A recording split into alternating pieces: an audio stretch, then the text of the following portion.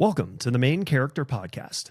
I am your host, Brandon Hamblin, main character of my own story. But this podcast isn't about me. It's about you, and all of you. Every person that has ever lived on this planet, all 8 billion people here now, all that came before us, and all that will come hereafter are the main characters in their own story. My aim is to interview people that embody living in their energy and discovering from their perspective what their perception of reality is like. Buckle up. You're about to experience the world through another main character's eyes. It is so nice to finally meet you. Ray has told me not too much, but so much about you. There's always that. How much do you say about somebody that you know or are working with in some way, shape, or form? Give them the right amount. And so I'm ready to dive in and learn about you. What makes you the main character in your story? Who are you? Why are you? All the things. Okay. And then we have a shared background. And so I'm curious what that ends up looking like. And so I'm gonna go hands off from here. I'll have questions, but Autumn, who are you? So it's really kind of interesting because I love your name, main character. Oh, yeah. Thanks. Because as we move into like really understanding that we are in this body as these characters. Right. So when you realize that you are the character, you're like, wait, I have some control over it all. You know, yes. I'm writing this script. When most of us, our whole life, didn't have that understanding. I didn't have that understanding. You know, I'm just reacting to life. Right. So for you to name this main character is really intriguing and really fun, because really you're just sitting here listening and putting and broadcasting like, what's making you? Why did you make the decisions that you made? Why are you playing in this energy? What makes you play in this energy from all your different perspectives of life? Yeah. And it makes us all so unique, but we all hold that same vibration of, I know what pain is like. I know what sorrow is like. I know what trauma feels like. I know what joy feels like. I know what happiness feels like. But what's your story around those subjects or energies or archetypes, right? Yeah. So that's so well said. It's really fun to. I've listened to some of your podcasts. Oh, you have. Oh, thank you. Yes. Yeah. And everyone's so different. Everyone's so different. But we learn from each other. Totally. So that's the exciting part of it. Yeah. I think the best compliment I've gotten so far is somebody. I've had a couple of people say this. It is so healing to hear other people's stories. And I think that's a beautiful point that you brought up, that yes, you've experienced pain, sorrow, like joy, anything and everything, the width and breadth of experience, but it's still unique to you. I always like to put that as, if I put a strawberry down here, we're both seeing it, we know it's a strawberry. You're seeing a different version of red. That strawberry is going to mean something different to you than it does to me. The taste receptors that all of a sudden go, oh yeah, that's a juicy strawberry. That's going to trigger different in me than it is in you. We might both say, I love strawberries. Those are delicious. That is still a different experience for both of us. Let's share notes. Let's share notes. I love it. Let's share notes. Yeah.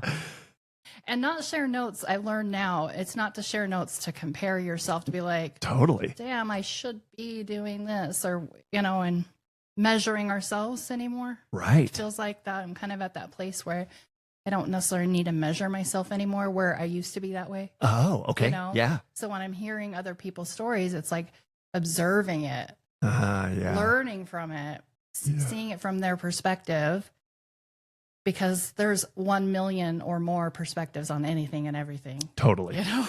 Totally. So what's your perspective? And I can learn from it, but not necessarily compare myself to it. Yeah, that's a good and differentiation. Just honoring myself. I love that. Yeah. Well, and you said that was a shift? Yeah, I mean, isn't life always a shift? Isn't it always? If it's not, man, I can't imagine being the same boring person for the 80 years or however many I have on this life. I like the shift. It's a constant shift. Yeah. And even whatever I say today, we could meet a year from now. And I hope we do. Like, oh, where are you now? Well, guess what I learned since then? Yeah. Isn't that cool? It's so fun. Yeah. And so we're eternal beings. We're going to always be learning. We're always going to be growing. And when we're on the flip side, I like to call it the flip side. Yeah. It's the same. It has nothing to do with like, oh, I've reached exaltation. No, when you die, you don't reach exaltation. It's always, we're always going to be like this. Like, yes. Let's take notes. Learn from one another. Let's, that's how it is. But well, and I love that. So you and I come from a similar background of leaving Mormonism. Mm-hmm. And that idea of exaltation, it was for me, and I'm going to try and shut up here pretty quick. But I think this is an important point. There's that endure to the end. Okay, I check this box, I check this box, I check this box. And now I just get to endure to the end for the rest of my life. Mm-hmm. And then, but after that, it's exaltation. It's exaltation. And then I was always kind of thinking, okay, so Mormon side of things, right? 3 degrees of glory, all that stuff. Cool. I get what I want. I'm in the top one. And then what do you do? At some point, and maybe this is more of a just generalized Christian perspective, but the idea of just sitting around in clouds, hanging out with angels for eternity actually sounds kind of boring to me, right? Like, I want that continuous more. We all do. More. Of course we do. That, like, we just naturally want it. So why would that ever change? It's not. It doesn't. It doesn't make any sense. It doesn't make any sense, does it? Yeah.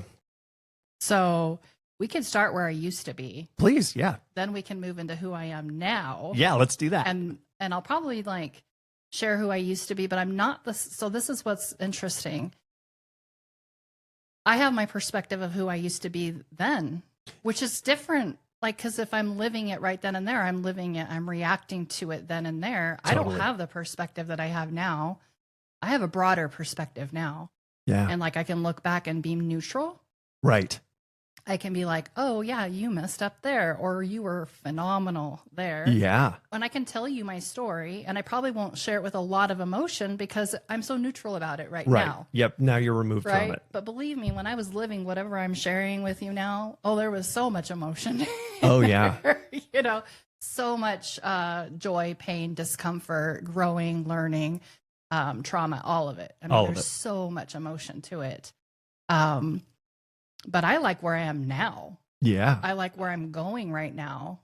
Yeah. And I love the perspectives I have now. And I can't wait to build on from where, to me, I feel like this is my launching point of like, and every day really is a launching point. Totally. But I just feel as a whole, as a person right now, I'm like, wow, this is a launching point. And it's like, I am so excited for like the next half of my life. That's how I kind of view it now. Well, and isn't that right? The past, present, future. Like you only get the present. You only have the present. I like that. Yes, because it's true. We only have right now. Right. The right now is the only launching point you have. Yeah. And so why wouldn't you be excited about it? Because you get to write the script. You get to be the director, the main character. You get to do all the things. Be excited about it. Yeah. Yes. Yes. And also just to take a step back collectively where we are, you and I are meeting. We happen to be meeting during this eclipse. Right. Okay, that just happened last night, the blood moon. Lunar eclipse. Yeah. And who I am now, I'm really super metaphysical. Okay. Yeah. Very, very metaphysical. What does that mean for you? Oh, we're going there. Okay. I will get there. Yeah. Okay. But I just want to point out that this is a launching point collectively. Yes. So it's literally like how I am feeling is how everyone on the planet is feeling because the energies are there to go clean that slate. Yep. Let go of the past. I mean, I'm going to sit here and talk about the past, but like collectively, we're like, we don't want to dwell on the past. Right. We want to like, okay, let's go create the future. Totally. So I'm not saying anything like that's probably not how most people are feeling right now. Right. Like, let's just go. Let's move. Let's move. Well, and not only is that part of the collective consciousness, everybody feels it, but I love how, because everybody feels it, they're putting their lens on it. So name the religion, name the spirituality, name the belief system. Everybody has that sense of we're launching. We're moving on into. It's really cool. The old is so old. Yeah. We don't want to play in that energy anymore. No. I don't want to play in that energy anymore. No. We've done it. We've moved beyond it. Yes. Let's go. Yes. So we'll do a whole I mean, you're talking about my whole life, like in a little podcast. I know. I'm like, how do you capture? Hey, this is who I am in 3 hours. It doesn't work. It doesn't work, but I try and capture it. And that's why we're definitely going to have to do one in a year. And, yes, that'd be we'll bookmark it along the way. Yeah, okay. It'll be great. So I was born and raised Mormon, LDS. Yep. I bought into that 100%. I wasn't like on the fence. I mean, it was my life. It was this is who I am. Like I had my whole identity wrapped around being LDS, being Mormon. Yep. And where were you raised? Well, I was raised all over because my dad was in the military. And so I was actually born in Provo, Utah. All places. The mothership. The mothership. But I wasn't raised there. Okay. Yep. So, but I love saying that because people are like, oh, you're Mormon and you were born in Provo. I'm like, it's so not like that, but we'll go with that. We're going to go with it. Yeah. My dad was in the military, so we moved around a lot. Yeah. So I've lived in many places. And so, which is really neat because when you have those, at the time I hated it because I mean, stability for children. Want a sense of home, but so we moved every 3-4 years. Yep. No, my dad was in the Army, but so being born and raised that way and holding myself to a perfectionism type energy, is how I was raised. Now, that's like when you're in any religion, or anything that you're holding onto as something as your identity that really isn't your identity. I'm talking across the board, not just Mormonism. Right. Your identity is wrapped around something, then you're going to hold yourself to whatever that expectation is. Yep. So that was pretty much my whole entire upbringing is comparing myself, trying to meet the bar, which produces self-loathing. Self-hatred. Yes. You're never good enough. You're never good enough. Yeah. So those are some of the things that themes I've been working through my whole life is not good enough. Yeah. And also really not knowing my identity, Right. Which is so goofy because this is your identity. This is your right. Identity. Like, but then because it's been given to you instead of you discovering it and actually living. Yeah. It's a total mind wonky a little bit. So at this point, I don't feel like, and you probably feel the same way, I suspect, and same with your wife, is that you don't hate where you came from. No, you not at all. Or even talk bad about Mormonism or any religion at that matter, or any affiliation that someone might attach themselves to. Right. I'm glad you said that because it's very true. Yeah. But it was part of our identity and we latched onto that, but that was our foundation. Yes. That was my foundation. Yep. Now, looking at a broader perspective, I'm going to be pulling in broader perspectives when I go back because, like I said, I don't view myself that way anymore. Right. Now I can speak to something different. Now I understand that my soul was like, yes, you must believe this. That's how I view it. Yeah. Is I have to believe that I'm a female.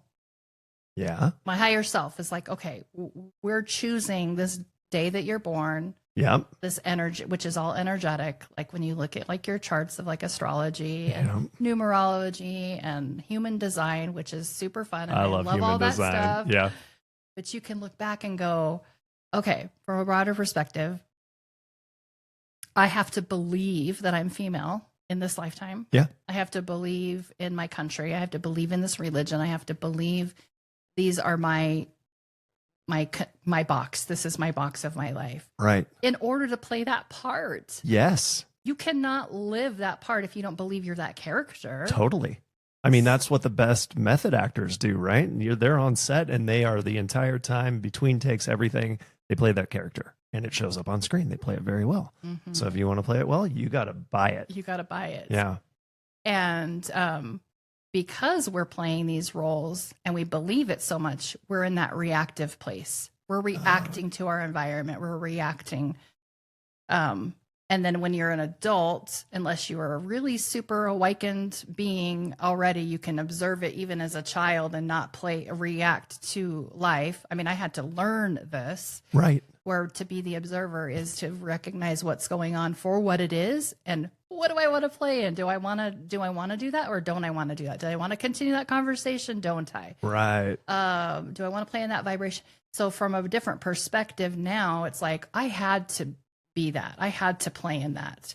But also when you're looking at it from a consciousness level of the planet and the consciousness of humans, most of us were doing that. Right. Everyone was doing that. Yeah. You know, look at my grandparents, you know, and now look at us, like our generation. I feel like I've lived like 42 different lives. Right. But my grandparents lived 1 or 2 lives. Yes. You know? Well said. Yep. So I think we signed up to be like, no, we're going to go into Earth. We're going to go into this school and we're going to live all these lives, all these chapters. Yeah. And be all these characters in one. Probably because we're sick of coming to Earth and reliving stupid karma. We're like, let's just knock a bunch of it out. Yeah, let's go. Bring it on. I'll go chapter by chapter by chapter. Let's go. Yes. Yeah. Let's just get it done. And many people that I talk to, that's how they feel as well. They're like, wow, I've lived like 100 lives. I've lived like 25 lives. And think of all those chapters. Think of that, who you were in that character you're playing and how much you learned and grew from playing that part. Right. So that's my perspective now. I love that. So going backwards, very much a perfectionism type energy was who I was. Very, very judgmental. People who meet me now are like, you're judgmental. I'm like, I was literally probably the most judgmental person you could have ever met. Really? Very judgmental. Oh, really? Yeah. Which really means, in translating broader perspective, means I'm judging myself. Well, totally. Right. You know, one of my favorite quotes is, other people's opinions of you are none of your business. And they are a reflection of them. Of them. Right. Yeah. Not them. Yeah.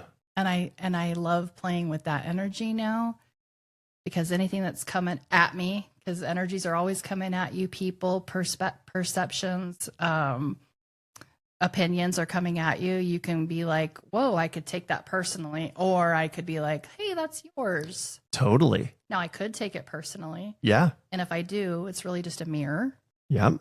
So that's perspective now. Yeah. But back then, no. Super judged. I had no room for anything that didn't fit the bill of what a perfect Mormon person would be. Well, right. And even then, that's my own perception. Oh, that's you know, because we were living in an energy of what this should look like, but really I still had my own perspective of what perfectionism was. Yeah. When someone else in the church wouldn't have that bar for themselves, maybe. Totally. So I can't even blame it on the church. I can't blame it on my parents, you know. Well, and that is such a good point, because you have the I've talked to people from all sorts of different denominations and religions, and one of the ones that I've heard repeatedly is, well, Mormons believe in works, right? It's performative. It's like, okay, well, but really they believe that, you're saved through Jesus and all these other things. Oh, but then you do have to do, if you don't do that box and temple and that, okay, so I guess we are doing some works in there too. But you have the very clear, here are the commandments that you're supposed to keep. But then in Mormon culture, there's the really strict ones that won't even drink pop. But then you have the other ones that, it's like all over the place. Different. The bar is definitely different within that world, even though there's like, here's the baseline, and then we're going to keep adding. And if you're at this level, then everybody below that is not reaching your level of perfectionism.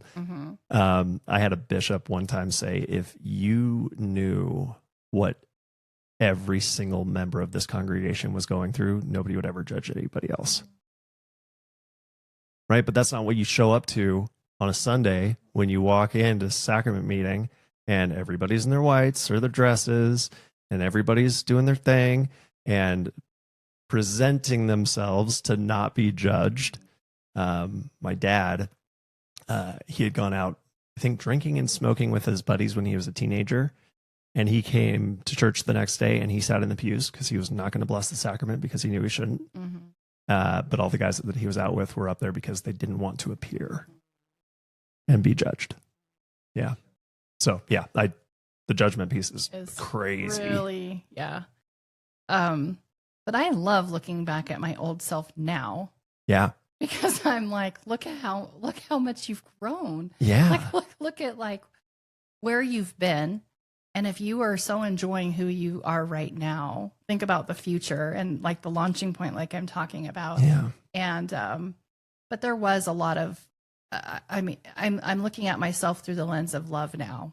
Yeah. I'm looking at myself through the lens of being able to work through fears, and fears are an illusion and they might feel really scary, heavy at the time, but I'm working through it. And back then that was not the case, you know? So I grew up with a lot of abuse, like mental, emotional, physical abuse in my family. Yeah. When I went to have children, I did the same.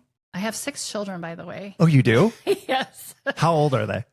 My oldest is 27. Okay. Yeah. My youngest is almost 15. Oh, cool. Oh, you've still got teenager that you gotta. I have one that lives with me at home. Yeah. So, so my children, even I took that model and was very emotionally and very mentally and very physically abusive with my kids when they were really little. Oh yeah. But I didn't talk about that. You know, you never shared any of that part of your life or even knew how to break those patterns. No. You just went to church on Sunday and pretended like everything was okay. Right. Well, and that's what had been modeled for you. So no surprise that that's how then you go and do the world.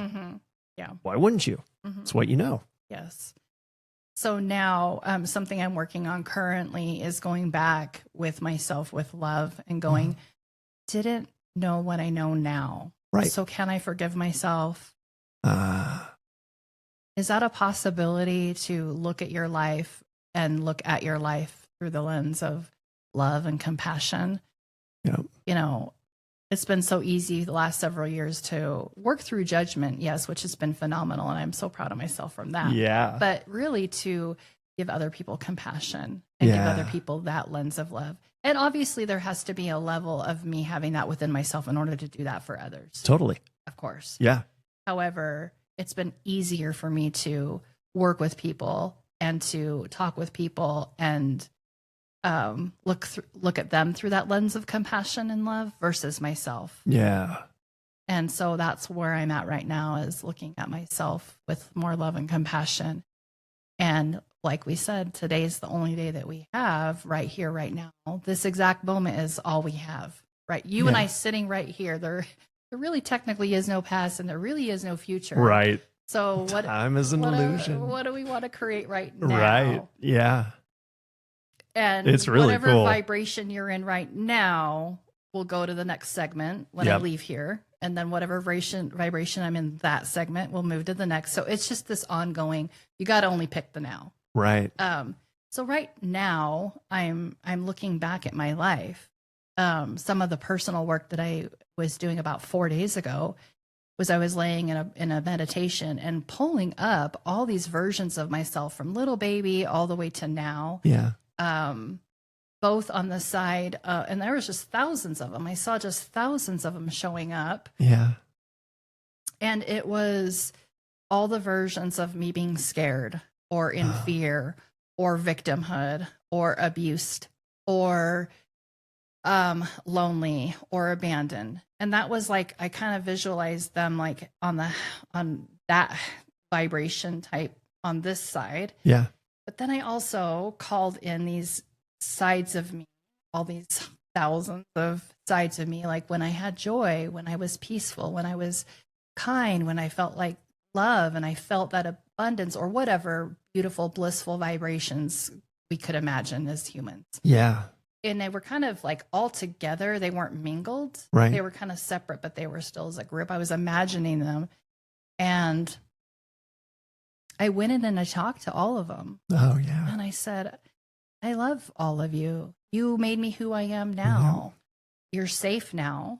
Yeah. Look at look where we got. Yeah. Look where we got together because of this. Yeah. I got you. I have you. So it's okay. We don't have to worry anymore. We don't have to stay sad. We don't have to stay safe. We don't or in scared or scarcity. We don't have to stay in abandonment. We don't have to stay in fear. Yeah. Because through all that we got here. Right. And then I worked with all the ones that were all the wonderful aspects that felt really good and be like, more of that. Come on. Yeah. Look where we are now. Yeah, Like yeah. you brought me here too. You were part of that. You brought me here too. Yeah. But that's where I want to play. Let's focus on that. Yeah. So I was really able to release a lot by doing that practice. That's beautiful. That's a beautiful meditation. I love that. It was kind of painful too. Was it? Yeah, because it was like, it's releasing. Oh, yeah. We could go into a whole thing about what our identity really truly is, because if I'm looking at all these aspects of me, I've created these aspects of me as my current identity. Yeah. So I've been working on releasing and surrendering my whole identity. Yeah. And that's been a whole thing. Yeah. But it was really tender and beautiful. Yeah. But it was also very painful. Yeah. Because I'm releasing my identity, those attachments to who I thought I really was, claiming it for, well, let's just put it under one umbrella, victimhood. Yeah. Right. And if I'm playing the victim, then all these parts of me went through all that, poor me. Right. You know, and I could still play in that energy still today. That still could be part of my identity today, right now. Yeah. And I'm like, I can't do that anymore. Right. I don't want to play there anymore. Right. It's not the playground I want to play on anymore. No. So, well, and there's familiarity there too, right? We will, I mean, for all the reasons, physically, right? We got the reptilian brain and everything, and all sorts of spiritual reasons. You want to stay where you at least know the environment. It's comfortable. You know, you've adapted. So as soon as you release those things, you're not grounded there anymore. mm-hmm. And so that can be scary. Mm-hmm. There can be sadness there. Mm-hmm. But you want the next thing you want to launch. You kind of have to. We are collectively and me individually, which I'm more than happy to share my personal story around surrendering. We are all surrendering right now. And we're going, this is, a form of control to hold on to these negative parts of us. Yeah. To hold on to these really is storylines that we are creating our identity with. Yep. You know, you've heard we can be and do whatever we want. Well, Right. that's a conscious choice. Yes. If you want to do and be whatever you want, you got to release these old stories. Right. Whatever story you're telling yourself over and over and over again, that's your identity. Uh-huh. So let's create a new identity. Yeah. So that's what I think a lot of us are. Yeah. And I'm definitely there. Like, okay, so if I'm surrendering and I'm having this new launching point, how can I release these old storylines? How can I release these old energies? Because we cannot move forward if we're carrying that baggage. Totally. We can't move forward if we're with a new storyline if you're not willing to surrender the old storylines. Right. Which can be very painful. Yes. Because it's your identity. Right. Who you've claimed you were this whole time. Right. Well, and it seems contradictory, right? Because it's, to your point, bringing in all of those thousands of versions of things of you and go and appreciating them, right? This is, look at where we got. This is great. And you were all part of the journey. Thank you. But then to separate and go, I love where I am now, but if I hold on to any of that, then I can't move on. Yeah, isn't that wild? Mm-hmm. Oh. Mm-hmm. So what is that like for you?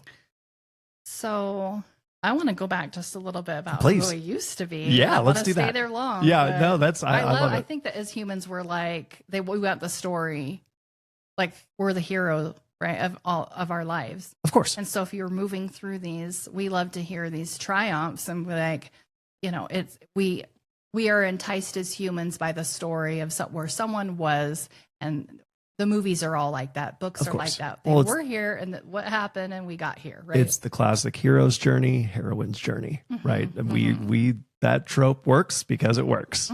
Yeah. Yes. So I was married in the temple. Okay. You know, we didn't have any intercourse for 2.5 years before we got married, because that's not what you do or a Mormon. Yeah. And followed that, and we had 6 children. Yeah. And looking back, as I like to weave like a different perspective, we got divorced after about 21 years of marriage. Oh, wow. And that's about the time I was like pulling away and wanting to reconsider what religion was to me. Yeah. And we got divorced. And was he ready to do that, or was he still very in that Mormon grid? And he still is. He still is. Yeah. As a side note, all 6 of our kids are not. They're not. None of them are practicing. Oh, really? At all. Okay, I was wondering. But he still goes to church every Sunday. I kind of feel for him because he's like holding on to that faith. But, yeah. But what's interesting is he remarried a gal who isn't LDS. Oh, and curious. God forbid she drinks coffee. Oh my gosh, she has coffee. Oh, he doesn't know what he's missing out on. I giggle because it's not to poke fun of him. It's just so funny because I used to be that. Yeah. Yeah. It's but we have a decent relationship where we're able to talk about our kids, and but the broader perspective is that knowing what I know now, we all have contracts. We had contracts before we came in, for especially those the day that we're born, even the hour, the minute that we're born. We have a contract that we're going to do that, because that's a specific energy that you're born in that is going to help move you through life with certain archetypes in your life and certain energies that you picked. That I want that vibration. I want that. You handpicked that. Yeah. Well, look at the broader picture of like very important people in your life: your parents, your siblings, the country you were born in, who you marry, the family you marry into. Those are big contracts. Yeah. And now I know I picked that. I picked the parents. I picked it all. Yep. I picked the abuse. I picked the trauma. I picked the Mormonism. I picked the husband. I picked the children. Yeah. That sounds kind of cold when I say that, but you know what I mean? I'm just trying to say it as a general. And I don't think it's cold at all. I actually think it's very empowering, because, okay, so the abuse, the bad stuff, the good stuff, all of it. You picked and you contracted to do those things before you came here because you wanted it. You needed it for some reason. You said, yep, that's what I'm signing up for. And so it's fascinating. I like to think that we were like, let's do this. And we were kind of gung ho about it. Yeah. Maybe some of us not so much as others, but we were fairly gung ho, and some people were really gung ho. And then we get here and we're blind as bats. And we're like, what am I doing? What's happening? Yeah. And there's an innate part of us that knows what home feels like. Yeah. And we're so far from that being on Earth. Yeah. Well, that's a whole other subject. We're really are one and connected, and we've never been, but we pinch ourselves that we decided to come here and play that role of let's feel what pinching ourselves off looks like. Yeah. So we feel alone here. Yes. We feel like very, very alone here on this planet. But that is another thing we picked collectively, is to be a human, is to imagine what it would be and to live through what it would feel like to pinch yourself off from source. Yeah. And that's a whole other. Oh, we'll have to touch on that. But, I had this Alan Watts book that I have sitting on the other side of my Mac. The book, he says, we're just God who decided to. He uses he, and he's like, I don't want to use he, but it's better than it. God playing hide and go seek from himself. Explain that. Meaning, he goes over, well, why does bad stuff happen? Why do we feel disconnected? Why all that stuff? Well, and this is going into all sorts of crazy stuff. Like, we're going deep here. The way I imagine it is, if you're God, source, universe, creator, whatever label you want to put on everything, and you want to experience more, like, yeah, I've got all this power, I can do all this stuff. I'm gonna fractal out. Let's try this on for size, and you just keep fractaling out, and then you get to humans being fractals of God. The best way to experience being a human is not knowing that you're God, because otherwise you'd be like, I'm God, right? That blindness actually helps us be able to step into the experience. Believe it, right? The best hide and seek game is when you find a good hiding place and you're going, or the seeker is like really having to hunt for it. I play with our 3-year-old. She's on the other side of that table, right? Like, she's not doing a good game of hide and go seek, but when you get into a really good game of hide and go seek, it is fulfilling. And so if we're all just fractals of source, we're playing hide and go seek with ourselves. I like that. That's not something I have ever quite heard before in that context. Yeah. My belief system is very much aligned with what you just said, but I've never heard it in that context before. Yeah. So thanks, Alan. Yeah. Well, and there's like, I love getting, I feel like I'm always connecting red string or just getting like another piece of the puzzle, where I'll have like 5 sitting here, and I'm like, as soon as I get the rest, some of this filled in, I'll know where those go. And there's always just some cool other analogy. There's some other cool, and this is why I love this podcast. Somebody's going to add another little piece that I go, oh yeah, that's just a like that meditation that you did, bringing in all those pieces of yourself. I've thought of that, but not from that angle. And so, gosh, add that in. That puzzle piece goes right there. That's so cool. Right, it is really cool. So knowing that now, I could take the pain away of the divorce. Yeah. Knowing that now. I mean, it's sort of like when we talk about, like, when we die, we're going to see things from a higher perspective. Right. And I know maybe other religions or people in general know that, but I only know it in the context of being Mormon. But knowing Mormonism teaches that, when you die, you're going to be more exalted and you're going to see things from a higher perspective. Right. Well, guess what? We don't have to wait to die to do that. Right. We can do that now. Totally. And as we evolve, we can see things through different perspectives. Yeah. So when I look at it now, I can look at the pain of even maybe some current pain that I'm going through or current challenges that I'm going through. And if I'm looking at it from a higher perspective, I'm like, wow, I chose that. Yeah. If I'm feeling negative emotion, it's a reflection of myself, something to work on in myself.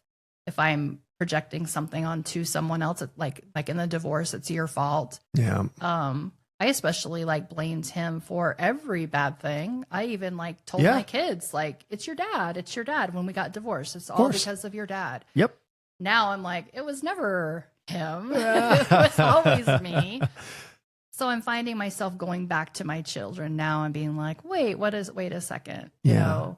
There was nothing wrong with any of it. It was all part of my learning, my growth. And now I can take personal responsibility 100%. It was never your dad. Yeah. And, however, I do believe that, looking at our relationship and the dynamic of our relationship, it was definitely a contract to bring these 6 children into the world. Oh yeah.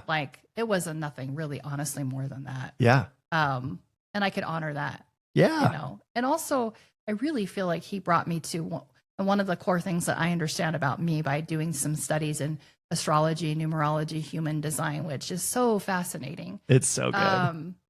Really, I am meant to be fiercely independent. Oh, yeah. Learn radical self-love. Yeah. And be a leader. Those are the 3 things that I am meant to do. Yeah. So, of course, I would pick a husband that wasn't emotionally there for me. Mm-hmm. What does that cause? You to move into choosing yourself over and over again. Yep.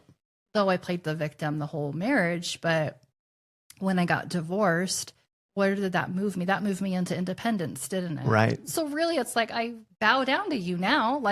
You were what I needed. Yeah. Thank you for being instrumental in. Be instrumental in who I am. Yeah.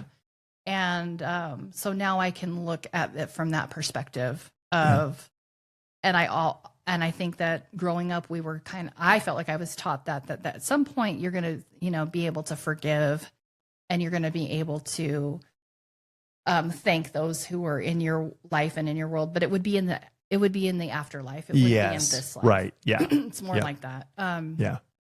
And now I feel that way. Yeah. I mean, I'm not going to go kiss his feet in like real life or like, to be like, thank you so much. But yeah, just imagine that knowing or that vibration. So when we do have our interactions together, that control or self-loathing or hatred that I used to have for him, or the victimhood mentality, that vibration is there no longer. Right. So I can see him differently and act and react differently to him. Yeah. Which means our relationship leveled up, and I didn't have to say anything. I leveled up myself. Our relationship is just going to be leveled up, right? Yeah. So it's more kind of like that. That's cool. It's a good way of saying it. Yeah. And then I moved into more independence, and how I was raised, and religion was part of that. It really breeds codependency. Oh, yeah.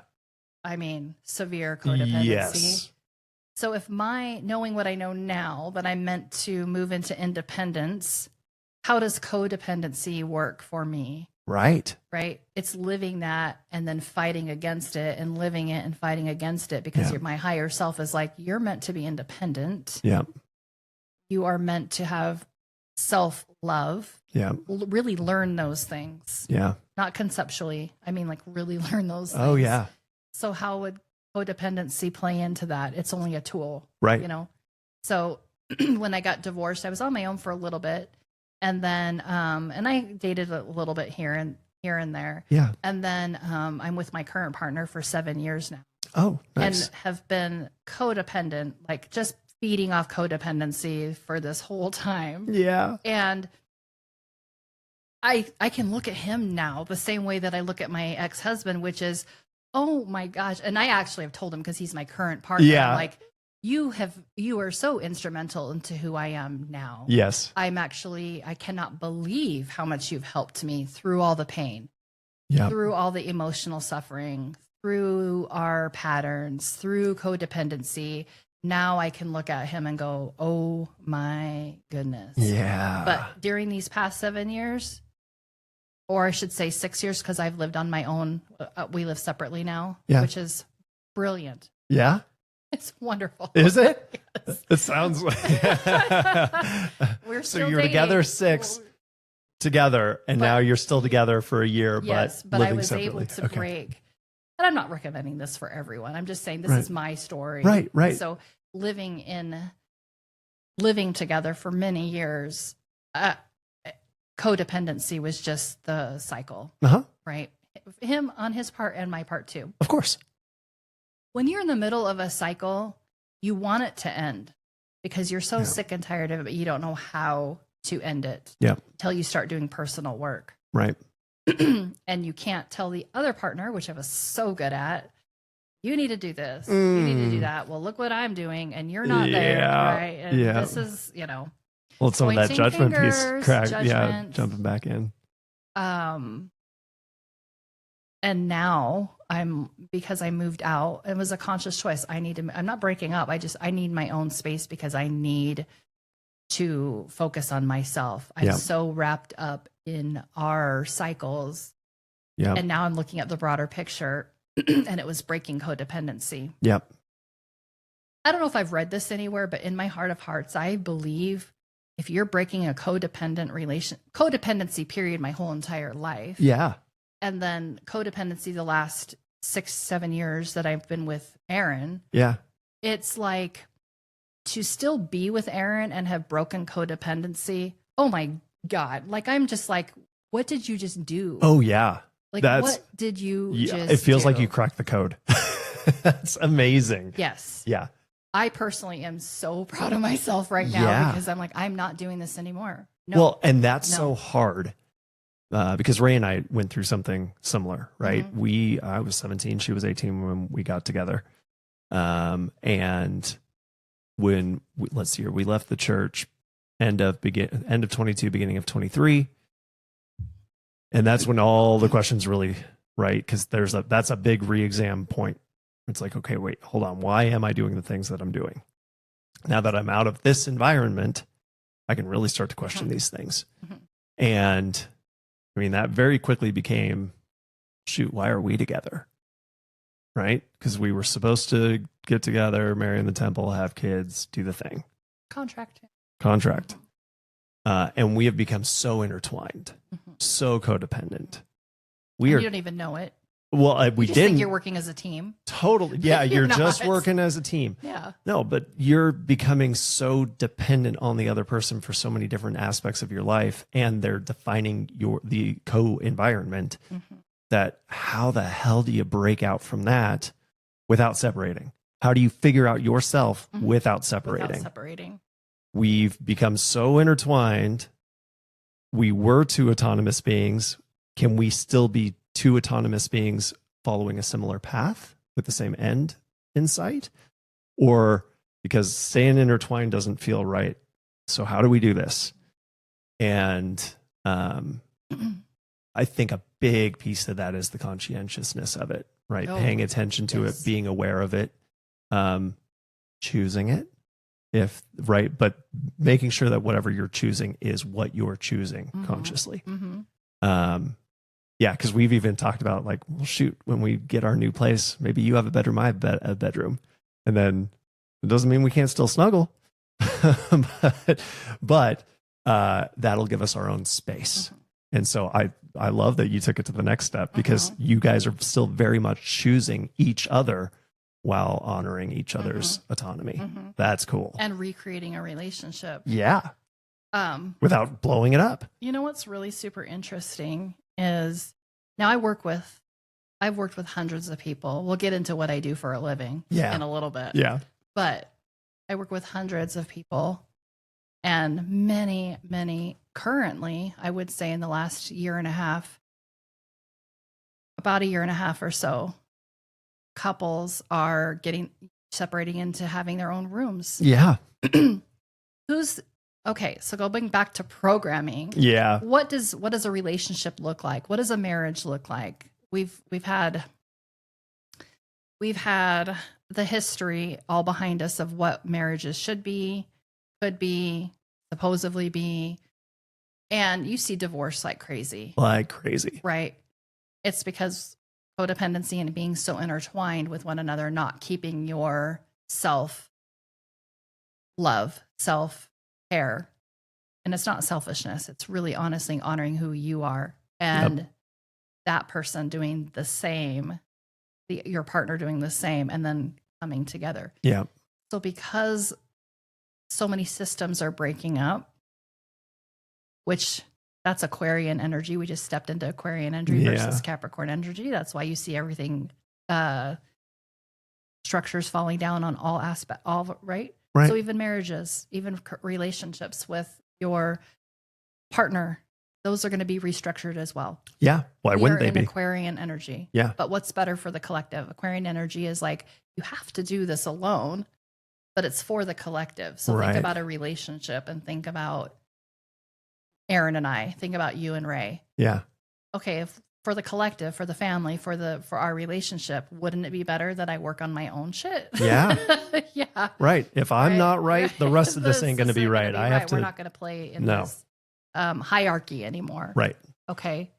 So, which is wonderful. Yeah. I mean, we're just starting. We just moved into this massive Aquarian energy, and we're going to see massive structures all the way from political, all the way down to government, political, all the way down to businesses, all the way down to cities and how they're running, and down to money. Yeah. And how the currency is, all the way to schools, education, down to marriages and family. Yeah. But it's all good.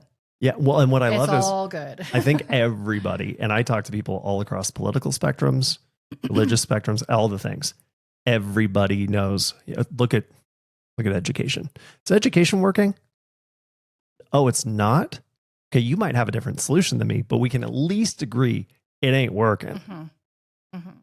The way the local government federal government, whatever that is that working? Oh, it's not? Mm-hmm. Okay. So if everything needs to change and we're in an energy that's allowing us to change, guess what it's going to do? It's so going to change. Exciting. It it's is exciting. Yeah. I'm excited that I'm alive to watch it all happen. Right. Now, I know that I'm more of an observer and I choose to be an observer. I don't choose to play in energies that don't feel good to me. Yeah. I literally like to view myself as popping popcorn and watching all this happen. Let's just political anything. Yeah. People's lives. I'm like, I'm just interesting how this is all playing out. Yeah. Right. I'm not going to emotionally attach myself to anything that doesn't feel good for me. No. And so why would I? Right. But I know that now. That's a tool that I know I can bring in daily. And so that doesn't make me my oldest son was like, well, that sounds like a very privileged way to like look at things. Mom. And I was like, I love the sass. No, he's so sassy. That's so good.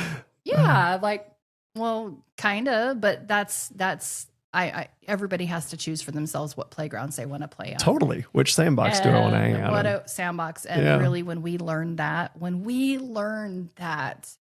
whatever we attach ourselves to is going to grow. Yeah. Positive, negative, whatever, it's going to grow. It's going to evolve, and we're part of that program. We're part of that thing that we didn't like. When we're fighting against it, you're actually propelling that energy of what you don't like. Totally.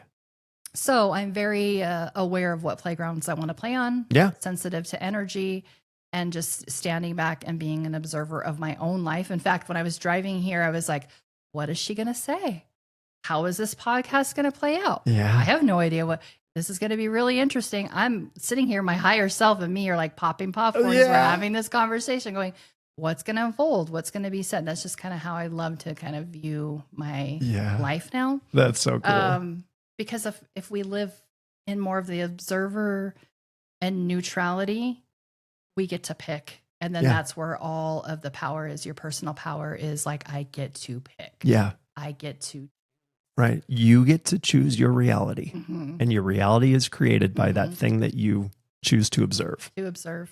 I end up getting in quantum mechanics, like going down that road. Right. And it's that whole double split theory. It is. It's the double split. Well, and I added to that yesterday, actually, because you have the double slits. And when the electrons are shooting towards it, right, it's creating a wave.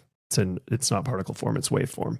And as soon as it hits the slits, it actually re-particles or re-waves out. So then you're putting waves out from both of those particles. And because quantum mechanics is basically just figuring out the probability of where that electron's going to go, right? Mm-hmm. And so if you were just spraying a paintball gun, you're going to have two slits. When it's the wavelength and it's the electrons, the highest probability of where that electron will be is actually in between both of the slits on the back wall. Mm. And it's because that's where the majority of when those two wave particles go out, that's where they intersect the most. Mm-hmm. And so I looked at that and I thought, okay, so when you have 10 people that are observing a thing, whereas whatever they're observing and all deciding that's what it is, that's where all the waves are accumulating the most, the highest probability, right?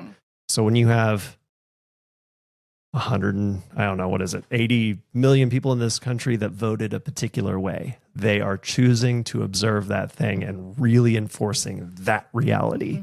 Yes. When you have two people that are doing it, us in this room, right? We're looking at that ring light and going, yep, we agree that we are creating the reality of this ring light.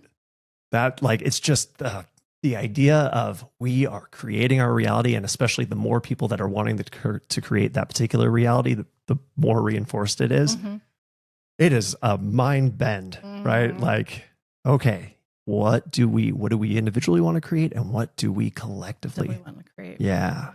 And what we individually create waves out into the collective. Yeah.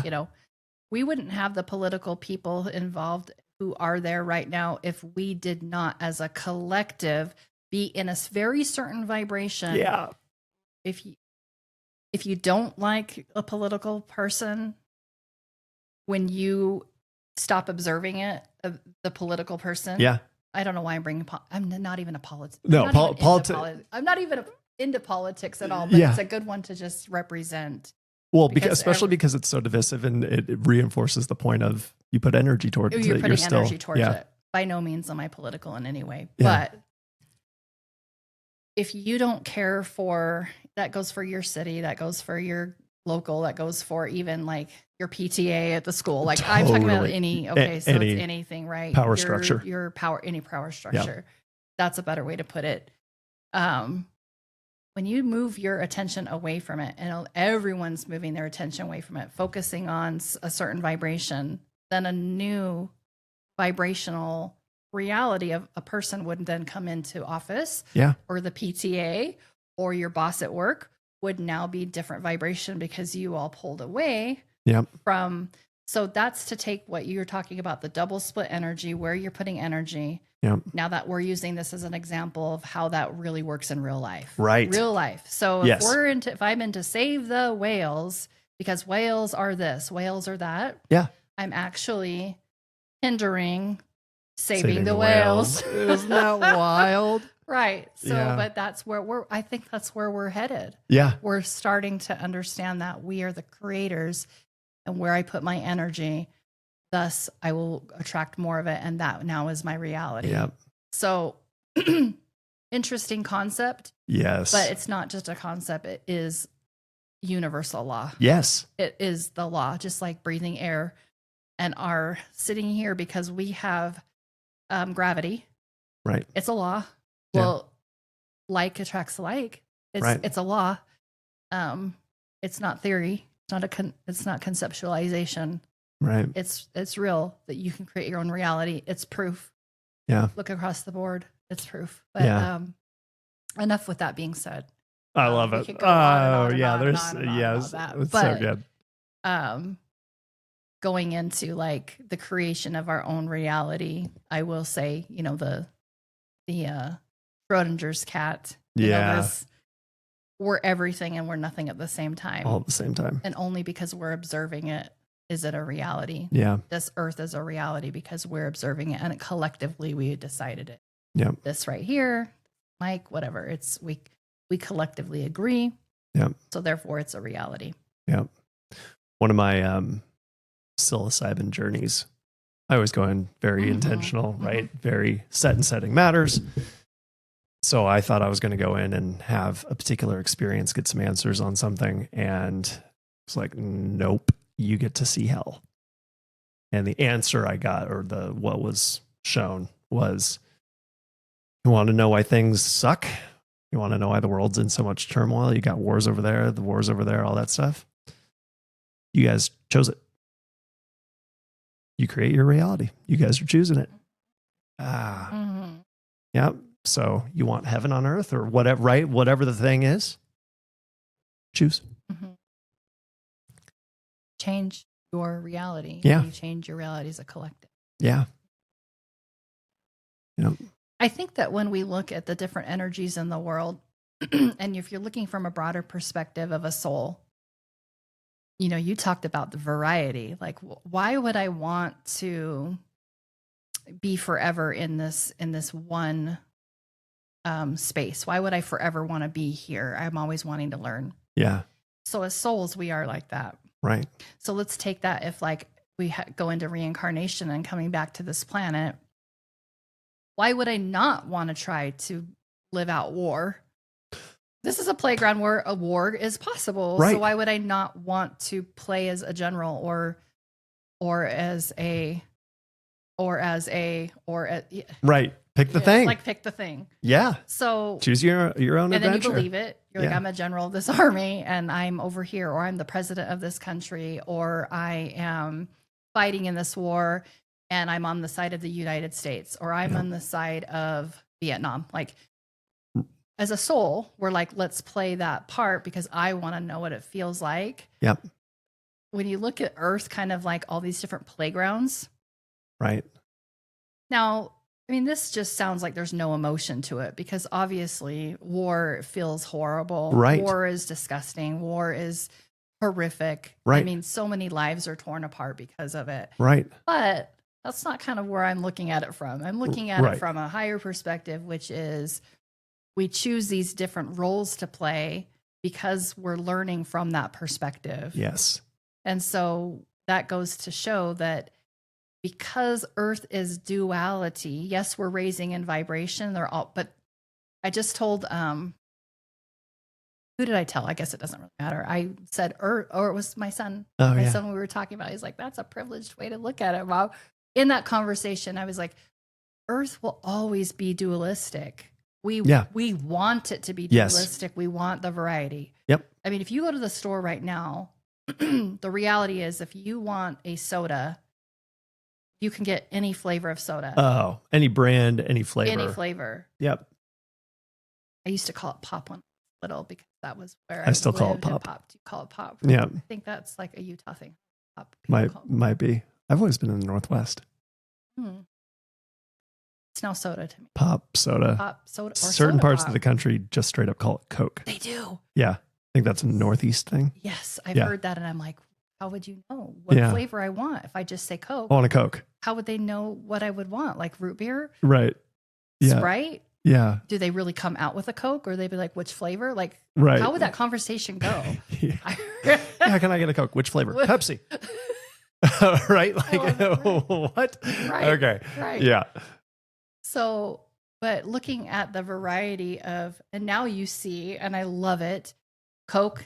Now you can buy Coke Zero. You can buy cherry Coke. You can buy cherry vanilla Coke. You can vanilla. I mean, okay. So even Coke. The diet version of all of those. All of it, right? Yeah. Variety. Yeah. We are living out. Look around you everywhere. You can decorate your house any way you want. Your clothes can be any way they want. We're not so cookie cutter anymore. Right. You can go to the store and buy organic asparagus or not organic asparagus, right. Prepackaged or and already prepared for you or not. Like so much variety out there. Yep. Because we collectively want variety. We want duality. Of course. So Earth is never not going to be dualistic. Right. Okay. So it's always going to be a playground. So to strive that it will one day be an all encompassing world of peace and love. Yep. Well, probably not because Earth, we chose Earth to be dualistic. And so if there's dualistic, you've got light and dark. You've got Coke or Pepsi. Well, and you literally can't have one without the other. Right. Exactly. It is the binary code of everything. It is ones and zeros. It is light and dark. It is, for lack of a better term, good and bad. It is, right? You can't define one and experience it without the other. Without it. If you just have one, there's only one word for it. It's bland. We don't like bland. No. And our even, soul doesn't like bland. And we wouldn't be able to see light. We wouldn't be able to hear music if it wasn't for wavelengths. And for that binary piece, right? If it was just even, one, it's not creating a wave, right? It's not creating energy. But you have to, when we hear sound, you actually, in such a fast rate that you can't perceive it, it's the sound, no sound, sound, no sound, sound, no sound. If it was just straight sound, you wouldn't be able to differentiate it and interpret it. So you have to have right light. It's coming at us. Same thing. It's a wavelength. So you're getting the on, off, on, off, on, off. You get to experience nothing without its opposite. I mean, it is going back to a scriptural source. It is the knowledge of good and evil. You cannot have one without the other. Yeah. But that's a conversation that's really fun, that there is no evil and there is no good. Well, right. And if you need both, if they're both needed for experience, then and that's why I said lack of a better term, good or bad. And that's so subjective because you got people that really enjoy doing bad stuff. And when they call bad stuff bad, no, they enjoy it. So it's probably good to them, right? Like, that's a whole conversation. Yeah. Right. And that's I think when I was flipping from the Mormon script to a new script, it was, well, why would anybody choose to be a starving child in Africa? Why would anybody choose to be raped? Why would anybody choose to die in war? Why would anybody, right? What? But it's just that, I mean, like, you can't, it's how do you learn? How do you grow? How do you become without experiencing. Yeah. And that's what Earth provides us is Yep. We can get as far as we want to. In fact, on the other side, there is no bar. You're your only bar. Yeah. How far did I get with that character? How far did I get with that I don't even want to call it a lesson. It's like an experience. Right. What did I learn from it? But it's not like this lesson as in like it's planned out for you. You need to learn this. I mean, because we could come back over and over and over again to have the same lesson, but really it's an experience because you have so many different perspectives within the experiences. Yeah. So you're learning layers and layers and layers.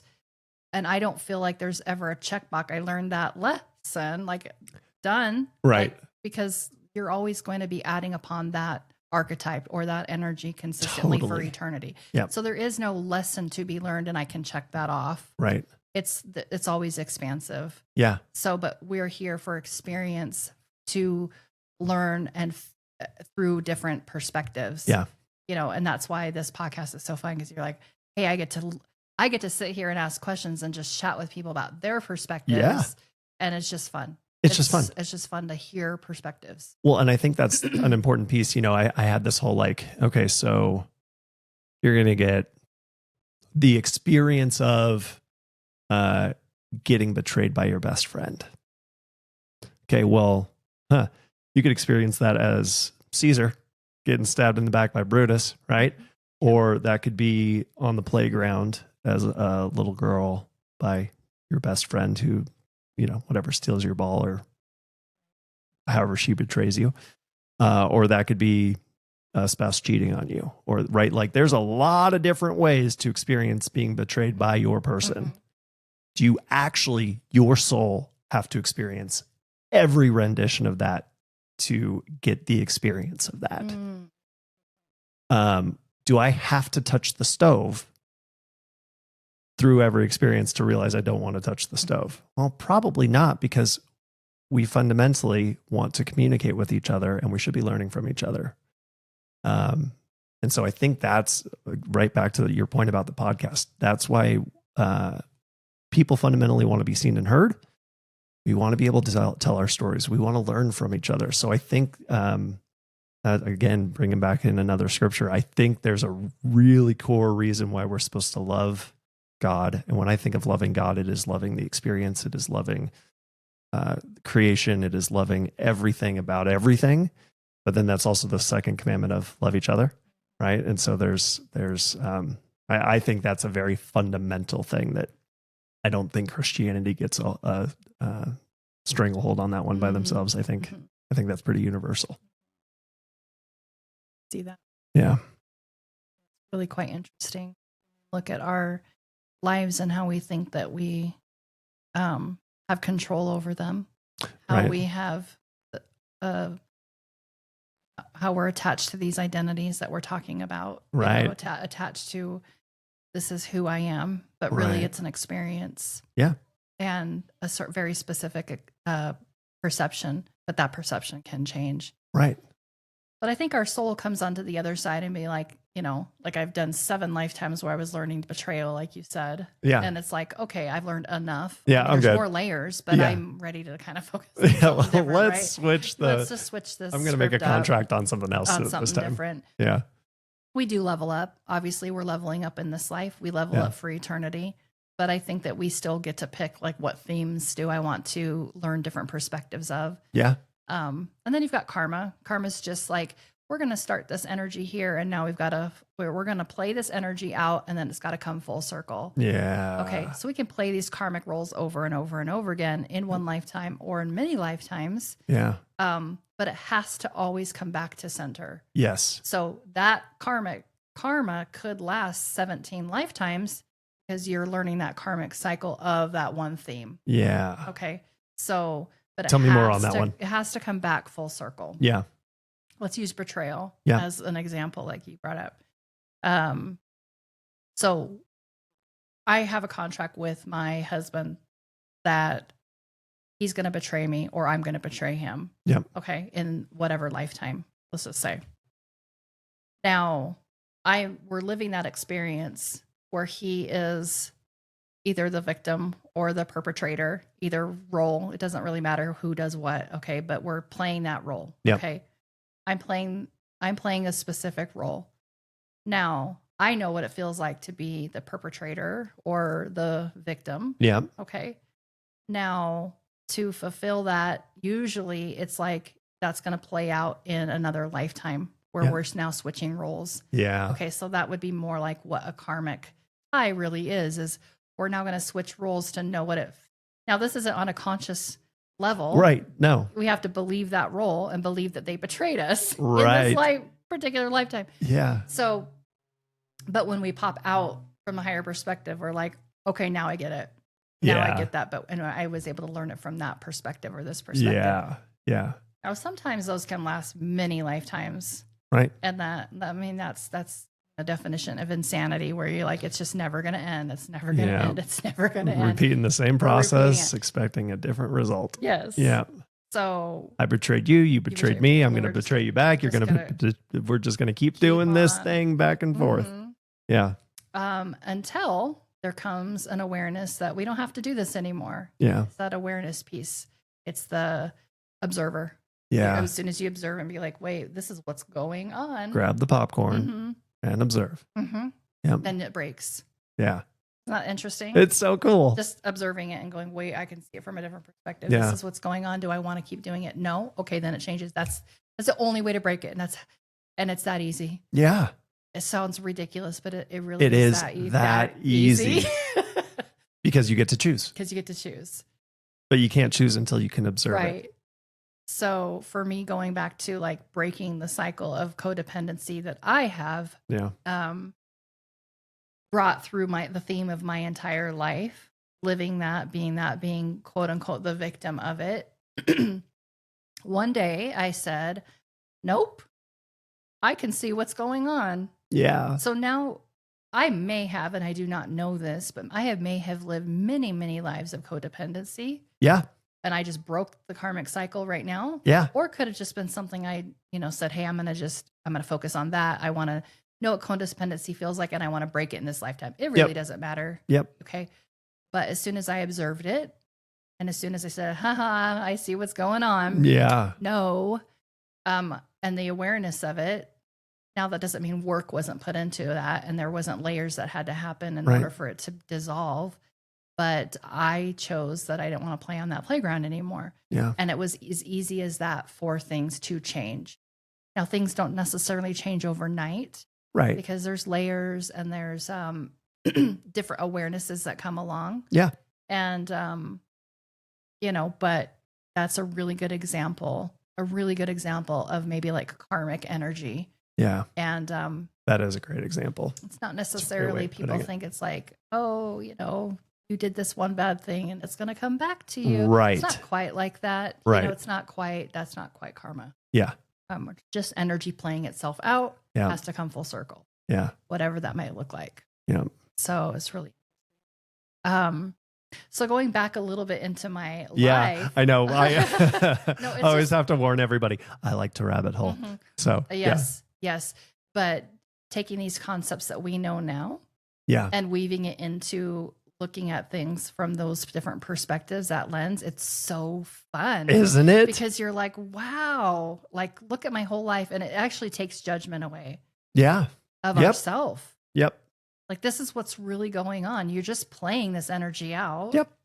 So when you can look at your entire life like that, when you can look at your entire being, all the decisions that you made has to do with energy, which is karmic cycles, or what playground do I want to play on? Am I the observer or not? Am I playing the victim or am I playing the, so on and so forth. And you pop out of it and you're looking at it from a different awareness, then you are in power. Yep. That's self-empowerment right there. Yeah. Yes. Well defined. That's self-empowerment. Yeah.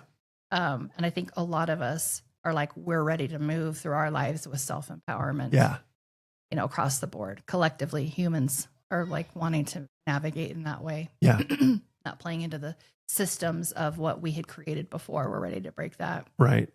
Well, and that I like that you made the observation earlier of our grandparents living 1 or 2, maybe 3 lives in a lifetime. And I was like, man, I just lived one yesterday. Yes. Right. Like, I love that. Yes. Yeah. I just saw something really interesting that was talking about couples. It's probably something I needed to hear, and I wouldn't be bringing it up if you or other people didn't need to hear it. You know, we are in relationships, and you think you know your spouse, but every single day they're changing. Yeah. Every single day it's a new person. Yeah. And so to look at your partner and even your children, you know, but specifically our partners, because we're so tied to them energetically when it comes to you are the person that I'm growing with. Right. I'll talk about that in a second, which is really fun. Yeah. But every day they're new. I mean, think about how our cells regenerate our bodies. And if we're talking to our cells constantly and it's believing us because we're the God of our body, your cells are just going to listen to what you are. Right. They're going to listen to what you're telling it. Yeah. That's why talking to yourself and giving your affirmations, you're like, hey guys, group up. Yeah. This is what we're going to talk about today. This is who you are. Right. Whether it is something quote unquote positive or negative, your body's going to be like, okay. Yeah. You're the God of my body. You're the God. We're going to listen to you. Yep. So think about that. And then think about how your wife or my partner, Aaron, he's a different person today because so many perspectives changed for him. So many perspectives changed for her. She's talking to her body differently.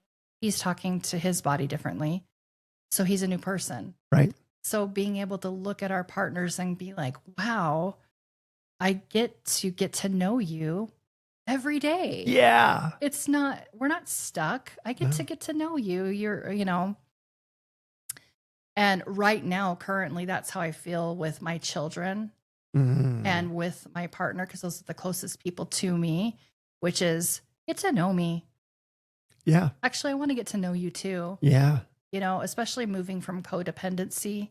Yeah. And being like, and one of the things Aaron had said to me, which is completely valid, and I agree, which is, you're a different person. I don't even know you. You don't even need me anymore. Oh. You don't need me anymore. Well, I don't need you in the way that I used to need you. Yeah. And thank freaking God, because it was literally that we're breaking all that, right? We're breaking this. Like you talk about that intertwined with you and Ray, talk about the intertwining with Aaron and I. Right. Thank goodness I can break that. But now we get to choose, and you get to choose. Do I want to get to know the new you? Yeah. Do I choose to get to know who you are from your perspectives? Do you choose to get to know me? That's leveling up in a relationship. Oh, yeah. By choosing that. Yeah. And me having my own space away has helped me to, like you said, you pop out of the situation, you pop out of Mormonism, you pop out of religion, you pop out of politics, pop out of any aspect of your life that you are so centered on. Relationships, even me moving out was like, wow, I can see things from a different perspective now. What is it that I want to create for myself? What is it that I want to create for our relationship? Right. And so when you're looking at the dynamics of what a marriage should look like, a relationship will define it. What works for you? You know, you were talking about possibility when you guys move of having separate bedrooms. Yeah. Not that you'll always sleep separately. You're talking about maybe that as a possibility. Why?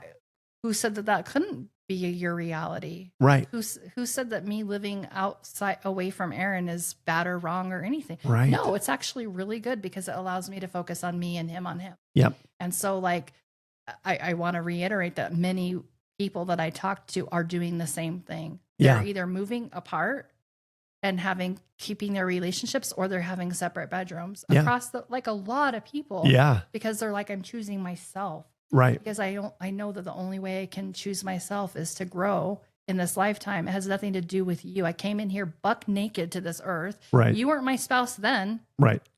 I need my own self to learn and grow. Yeah. Because I came here for a job to do on this planet. Yeah. I need to fulfill that. Yeah. Now I want you with me and I want you involved. Yeah. We're going to up level together. Yes. If you so choose it. But, you know, being able to gain our own power, we have to look at the dynamics of relationship. And just because we want to live apart, or just because we want to maybe have a separate bedroom, doesn't make it bad. It actually allows space. It allows space. Well, and again, it's trying to figure out like because if you are with somebody else, again, if you're co-creating your joint reality together, there is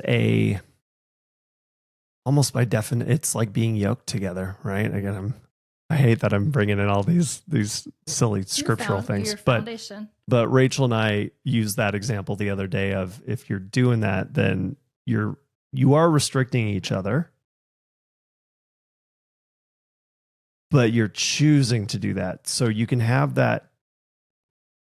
I don't know if you can have a relationship with somebody else without codependency might not be the right word for it, but some level of expectation of who that person's going to be. And what I mean by that is, if, say, tomorrow I decided to be an introvert, grump, I don't know, like somebody the total opposite of me, right? I'm being a totally different Brandon character tomorrow.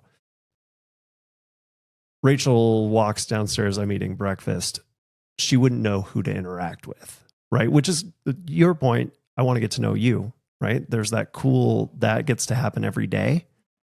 But having some level of foreknowledge of who it is that you're interacting with, some level of expectation. Like, I mean, you go to the grocery store, how many people are in there? I guarantee I'm not going to want to have a long-term intimate relationship with whatever percent of those people, right? There's definitely going to be people in there that I don't want to be with. I don't want to do life with.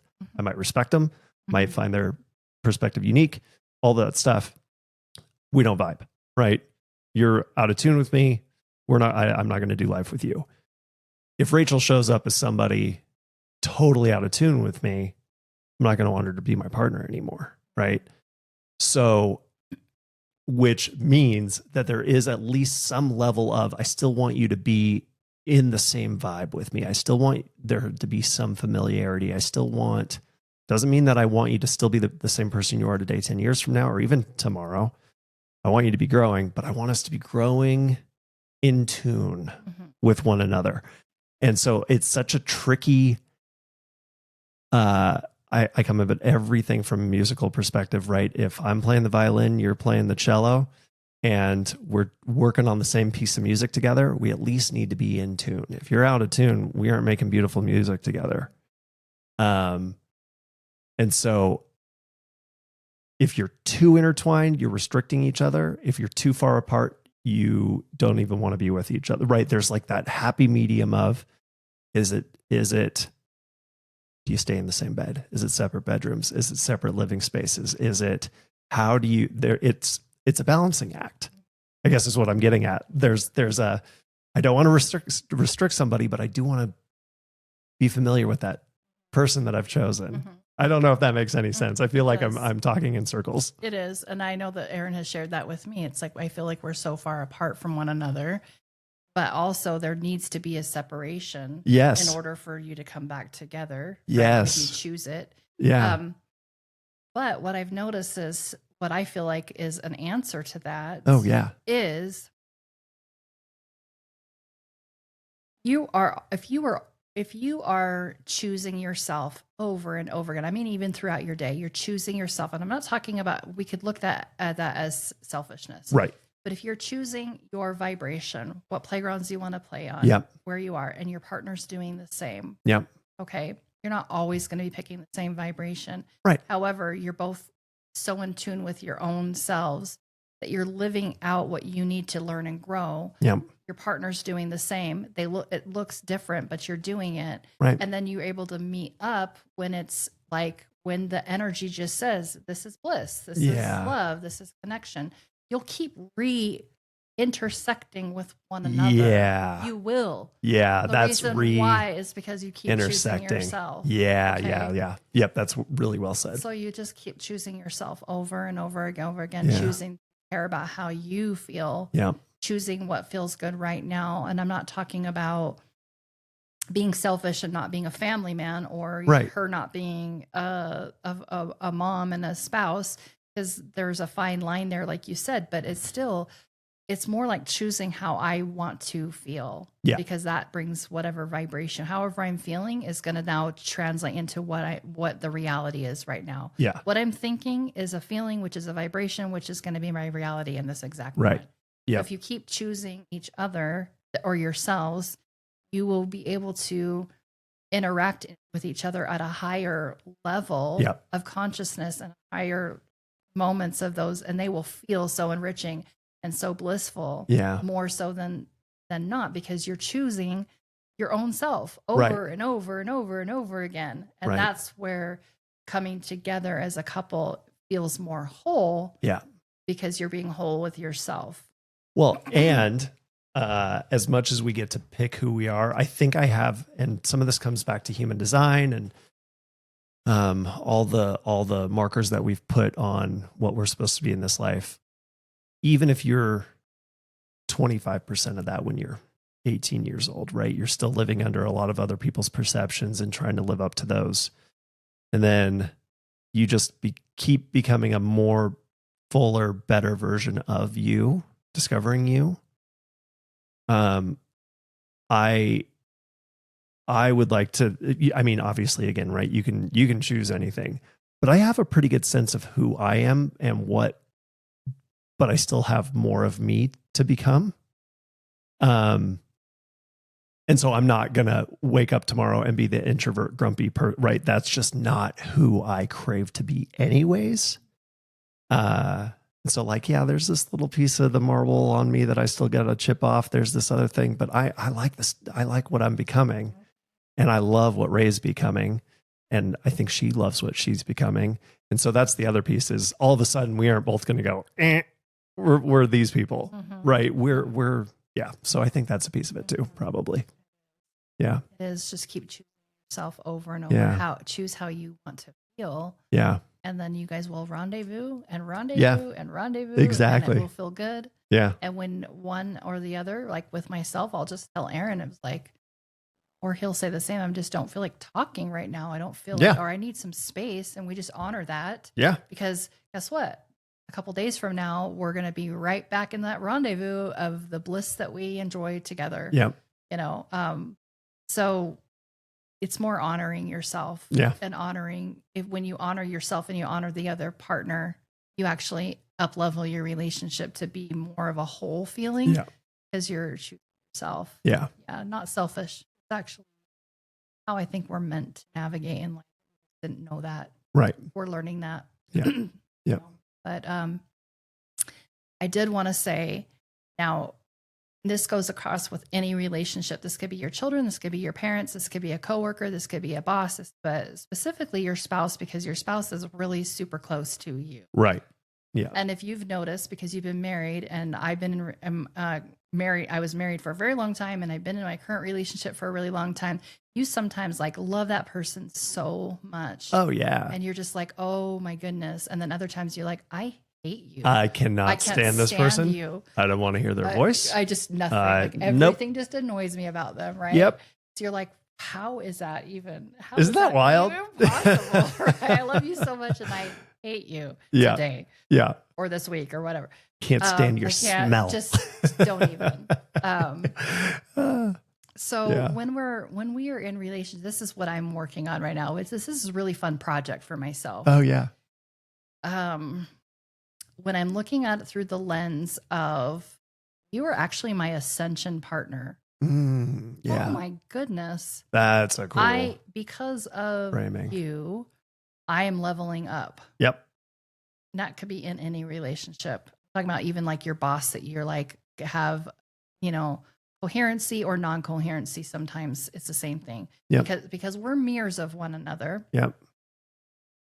You are only reflecting back to me how I'm feeling about myself. Yeah. So when you are freaking annoyed with Ray, it's never Ray. No. It's never Aaron. No, and it isn't. It's never. I know that. Yeah, ever. Yeah.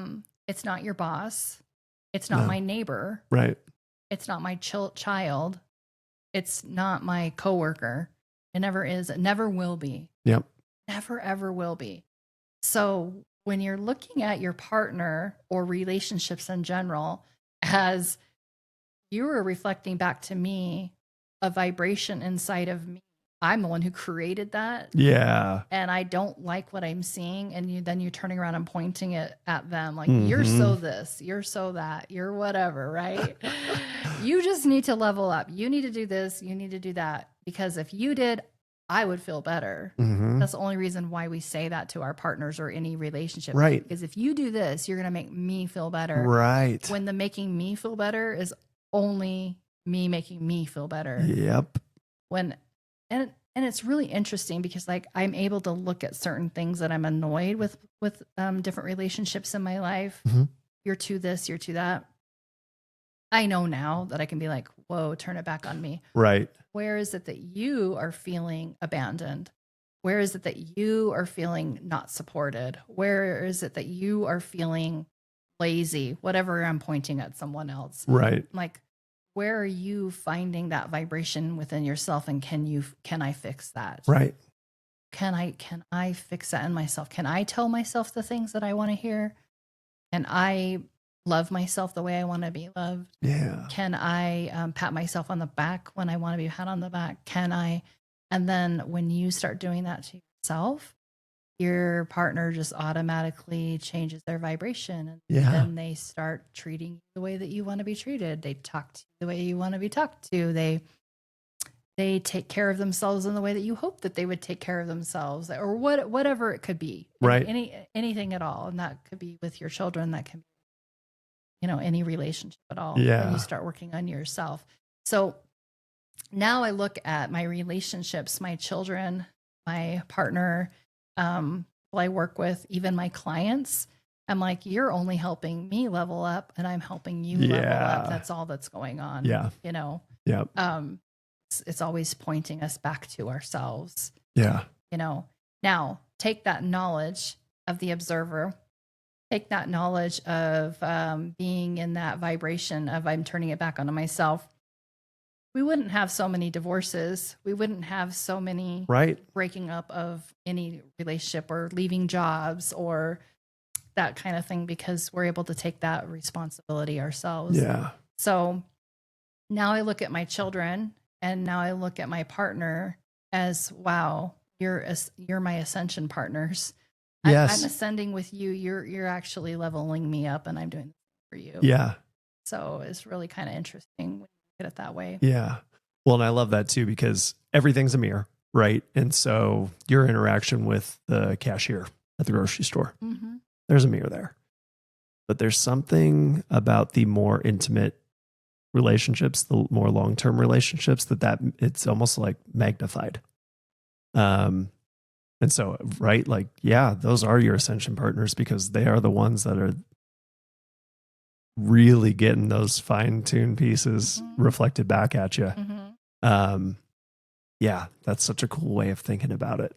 And they're actually the ones, like, even your boss. We talked about contracts a little bit ago.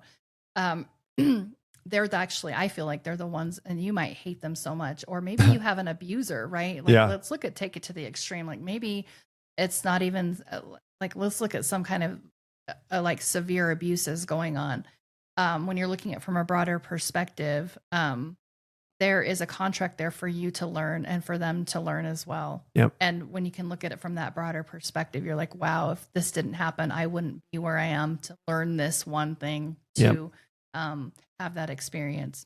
And so when we look at our partners and be like, wow, we are ascending together, we're learning from all these different perspectives together, even something as severe as really something traumatic or abusive, which we have to get through those emotions. I'm not saying they're not valid. Yeah. I'm not saying that anything is, but when we're looking at it from a higher perspective, we're like, really every person that we come across is really part of our growth, part of our ascension. Yeah. Which is really, really cool. Well, so I had she technically wasn't even my boss, but she thought she was my boss. I was 25, 26, 24, 25, somewhere in there. Anyways, mid-20s.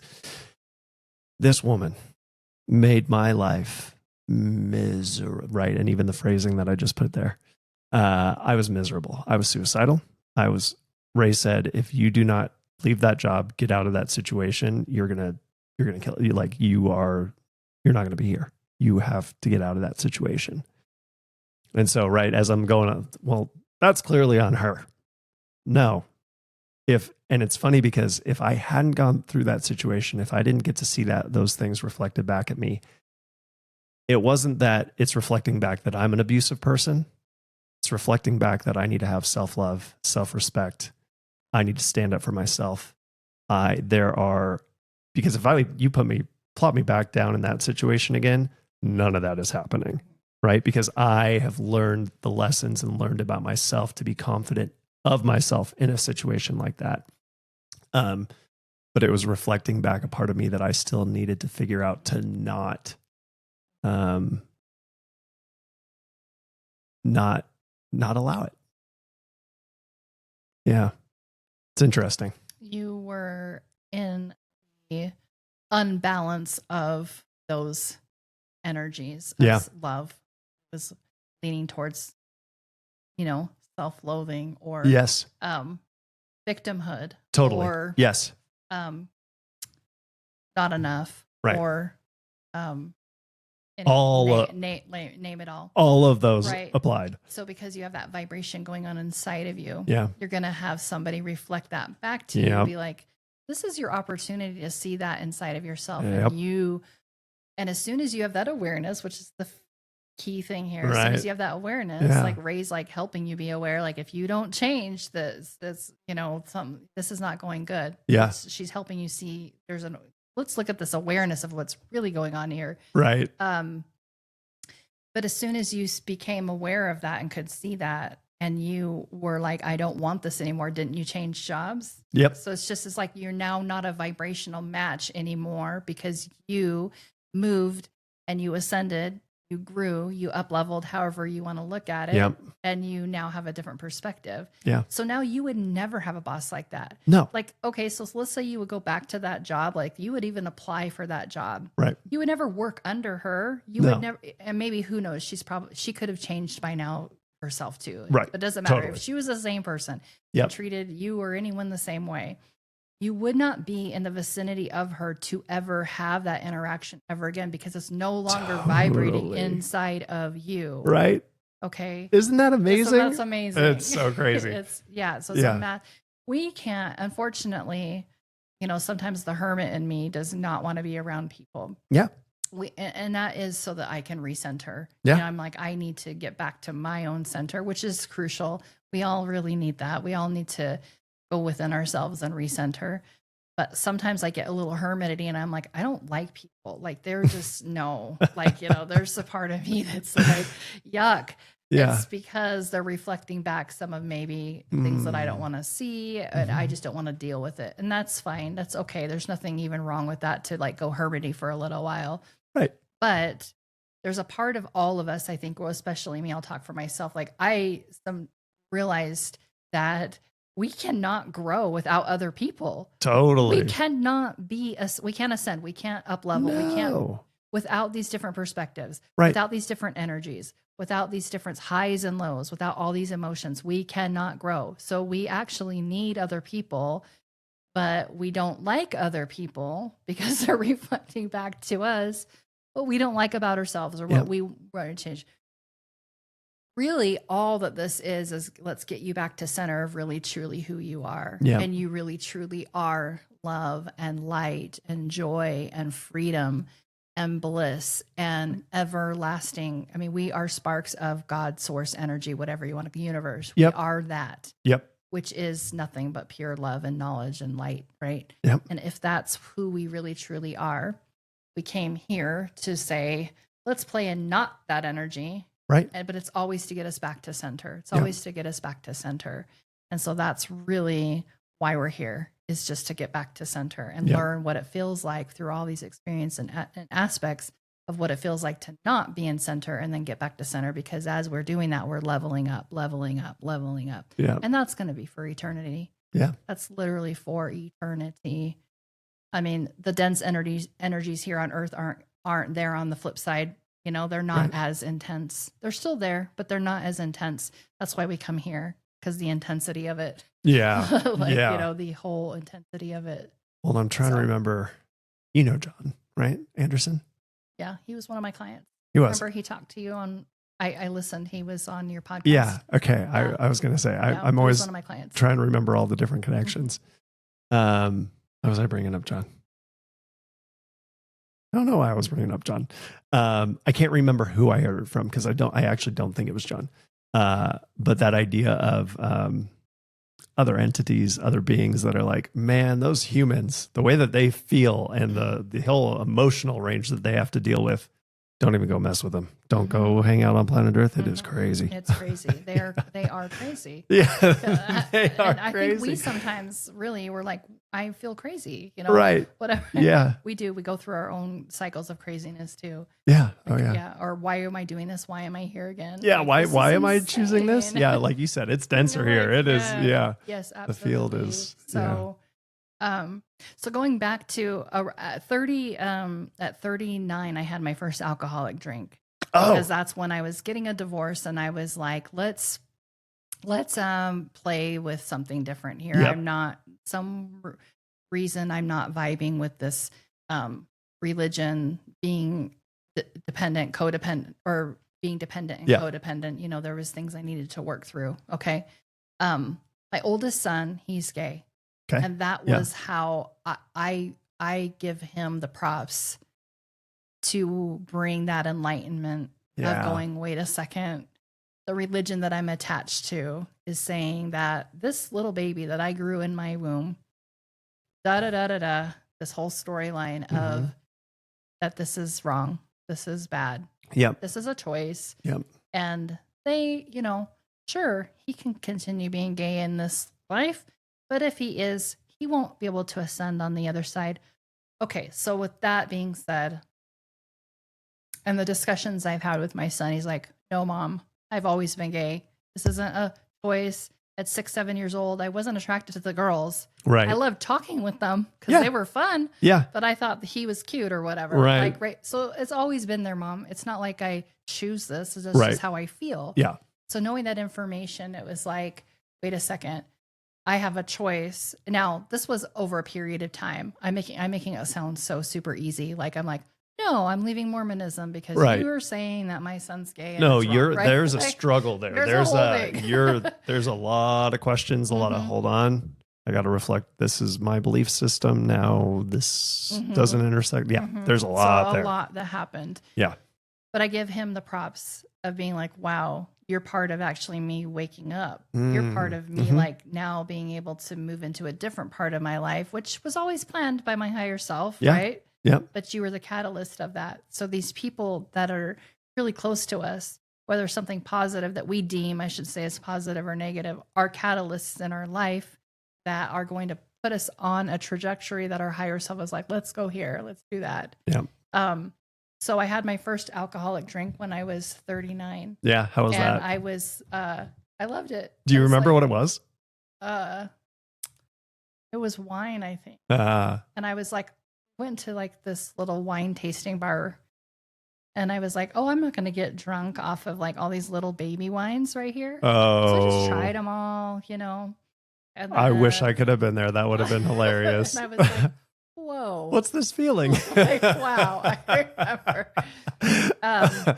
I still love alcohol. I'm not an alcoholic, but I love alcohol because I feel like it just brings me to this whole other state. I end up having some of my most brilliant insights when I've had a drink or two. It just releases a lot of inhibitions that we have. We'll just put it that way. Yep. Now you can use it. How do you say it? Psilocybin? Psilocybin. Mushroom. Yeah. Shrooms. Mushrooms. I just call them shrooms. That's why I don't know I can't say the word because I just say shrooms. Yeah. I had to look at it multiple times. You're like, okay. Yeah. You could use that.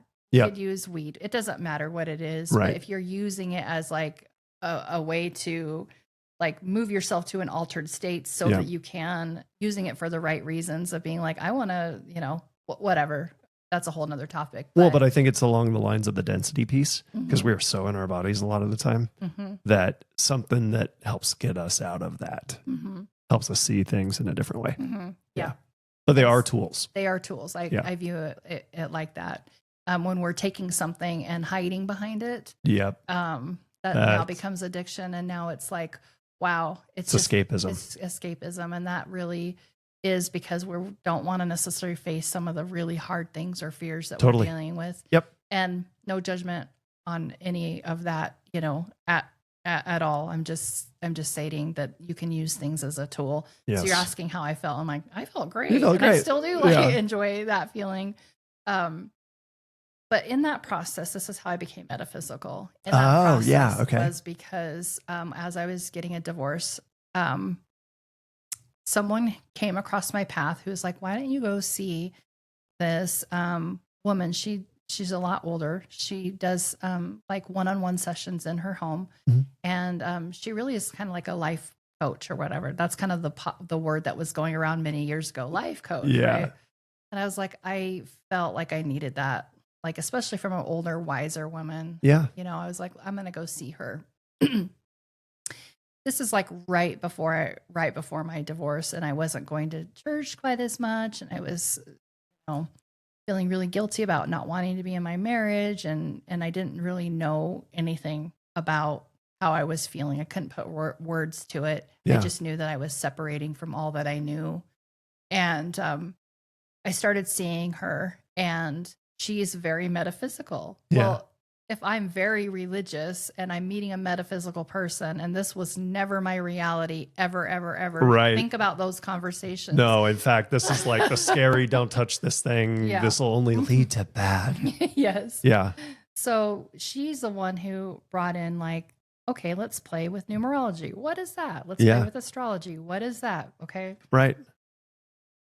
And I attached myself. I really love numerology. I like astrology too. I still do. Yeah. I love numerology, numbers. I mean, the universe is made of numbers. Yep. Everything is this microphone. It's made of numbers, right? It's in that matrix. It's numbers, which I'm horrific at math.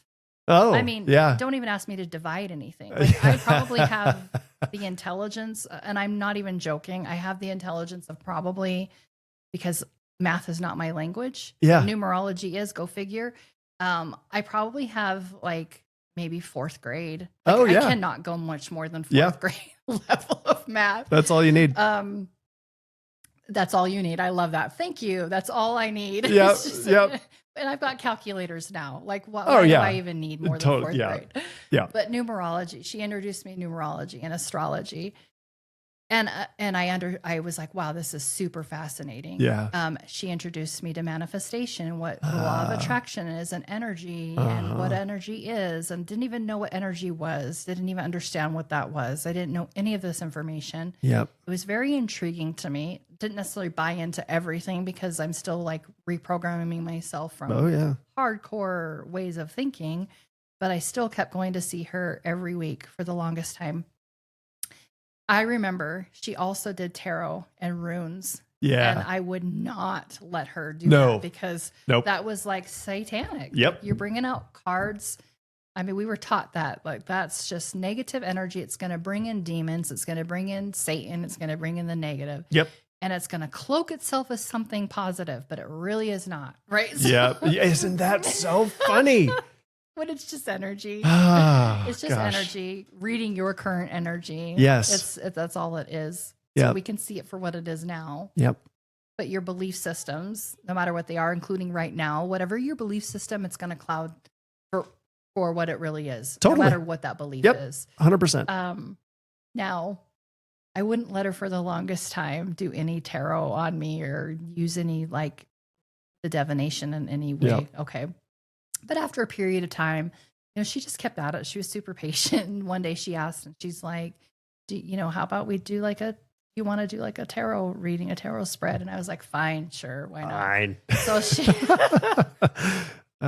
So she did. And I was like, oh my gosh. Like, right. how is that so accurate? I don't understand how that was so accurate. Yep.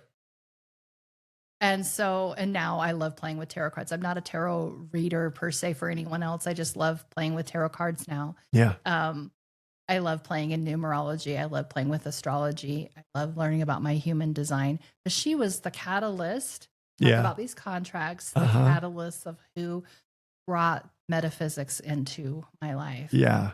And now I understand that metaphysics is just the interpretation of energy.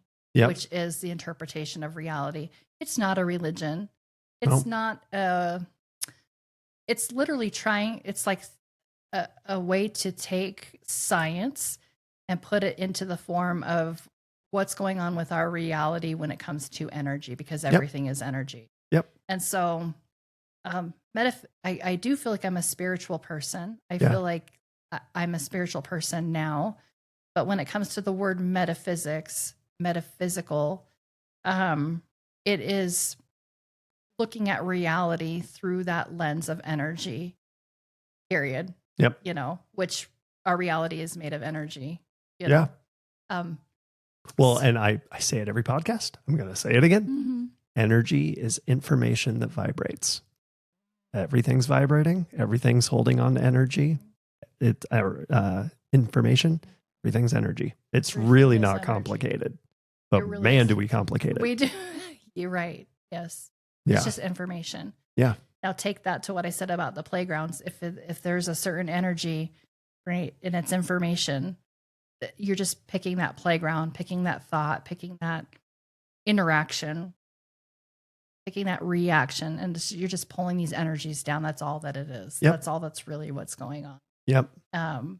Is the information, like you just said, which is a cool way to look at it. Yeah. It's just information. Yeah. Well, and sometimes I feel like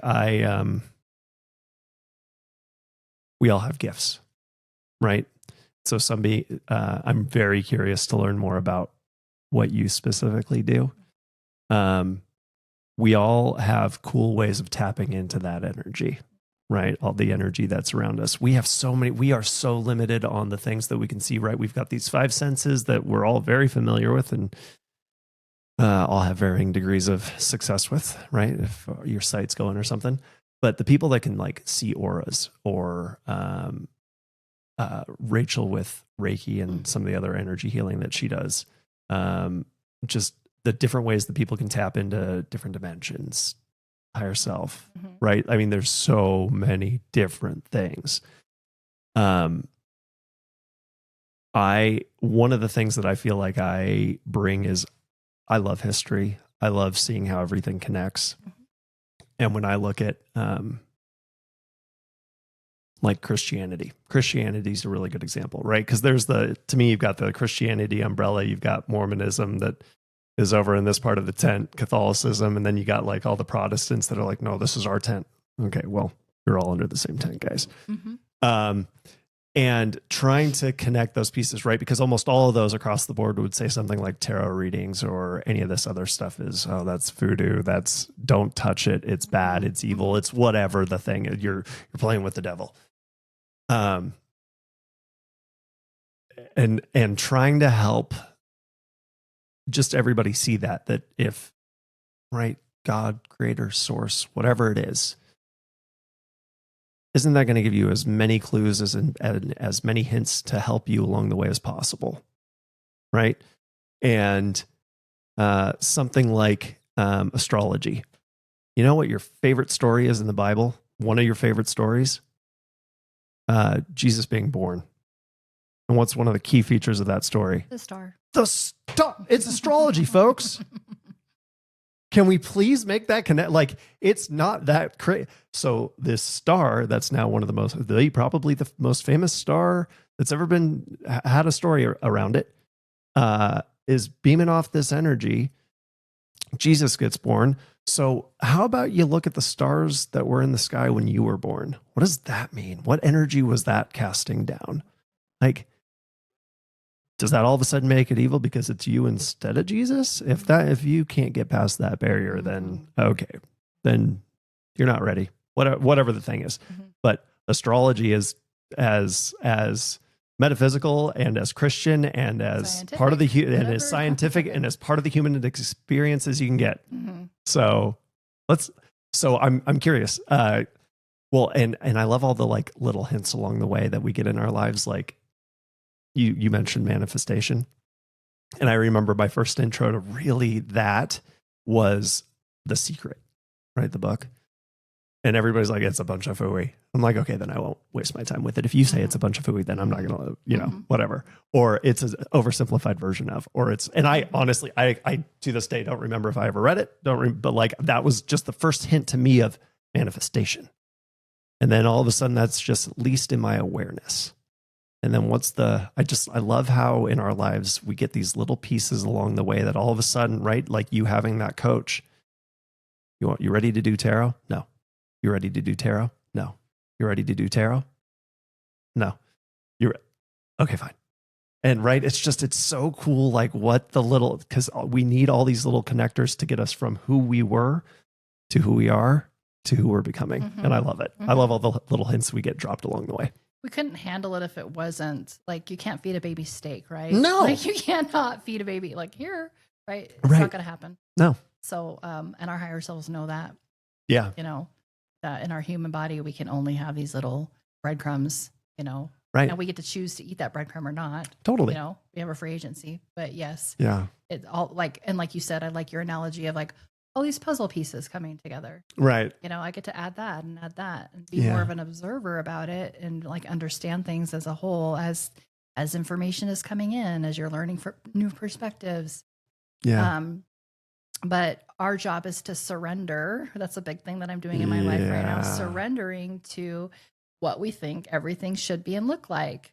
Right. That's really the theme of where I'm personally at, is just surrendering. Yeah. And let me tell you, that's not easy to do. Yeah. So paint that picture. What does that look like?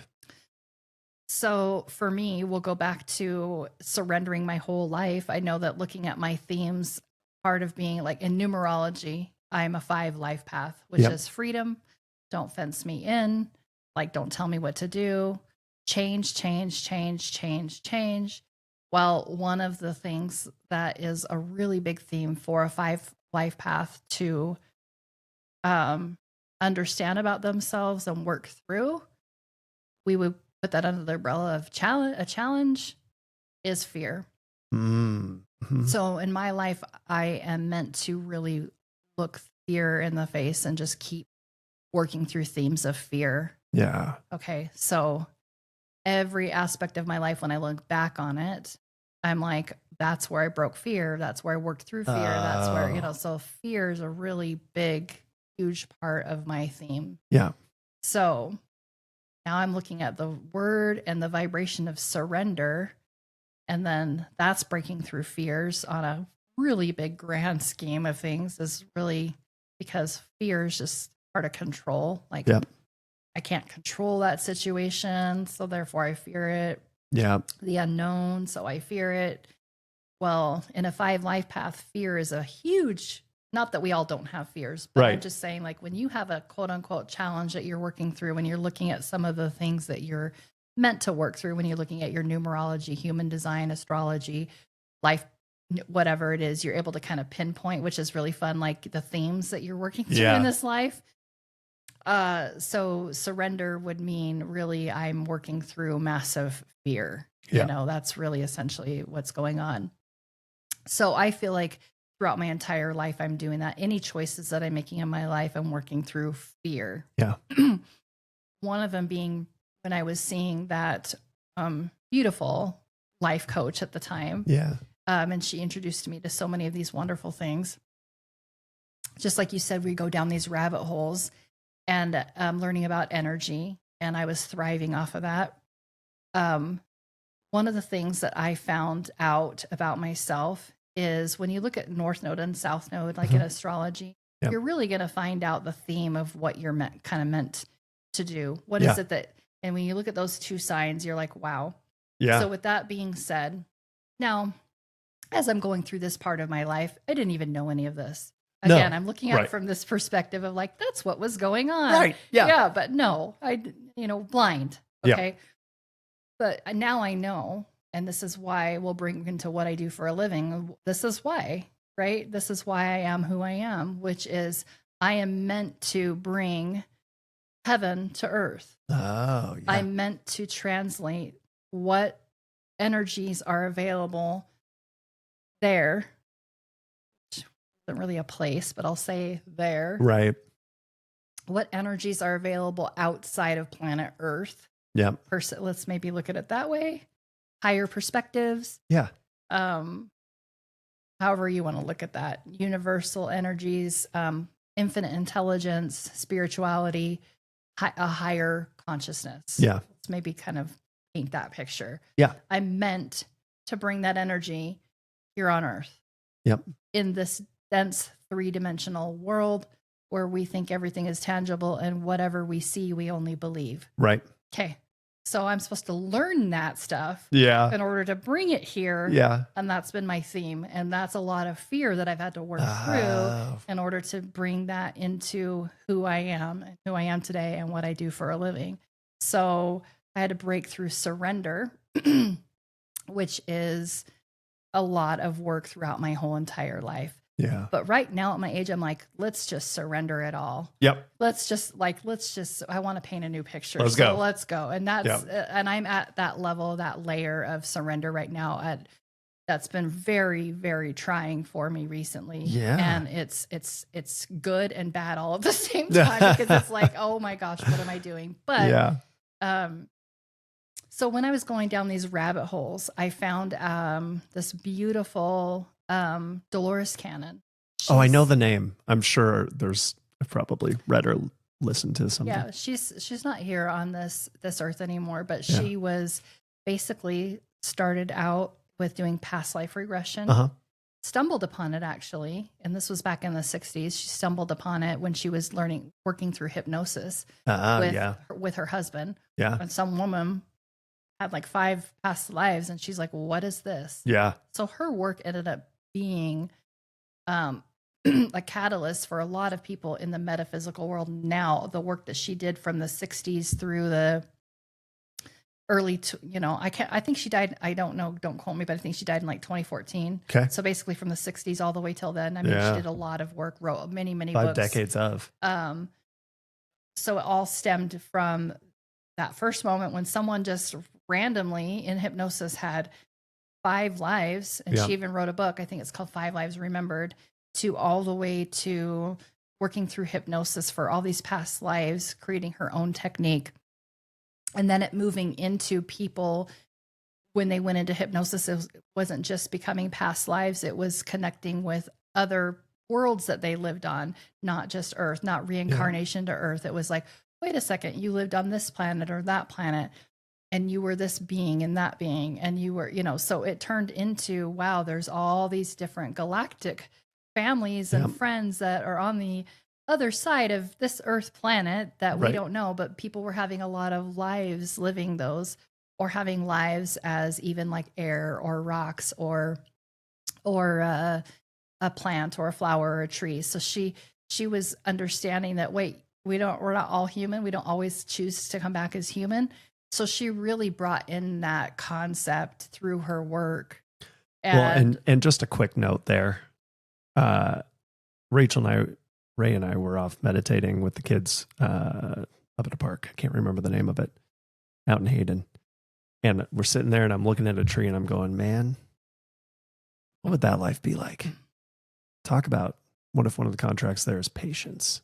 There's nothing more patient than a tree sitting there for 50 years, 100 years, 500 years.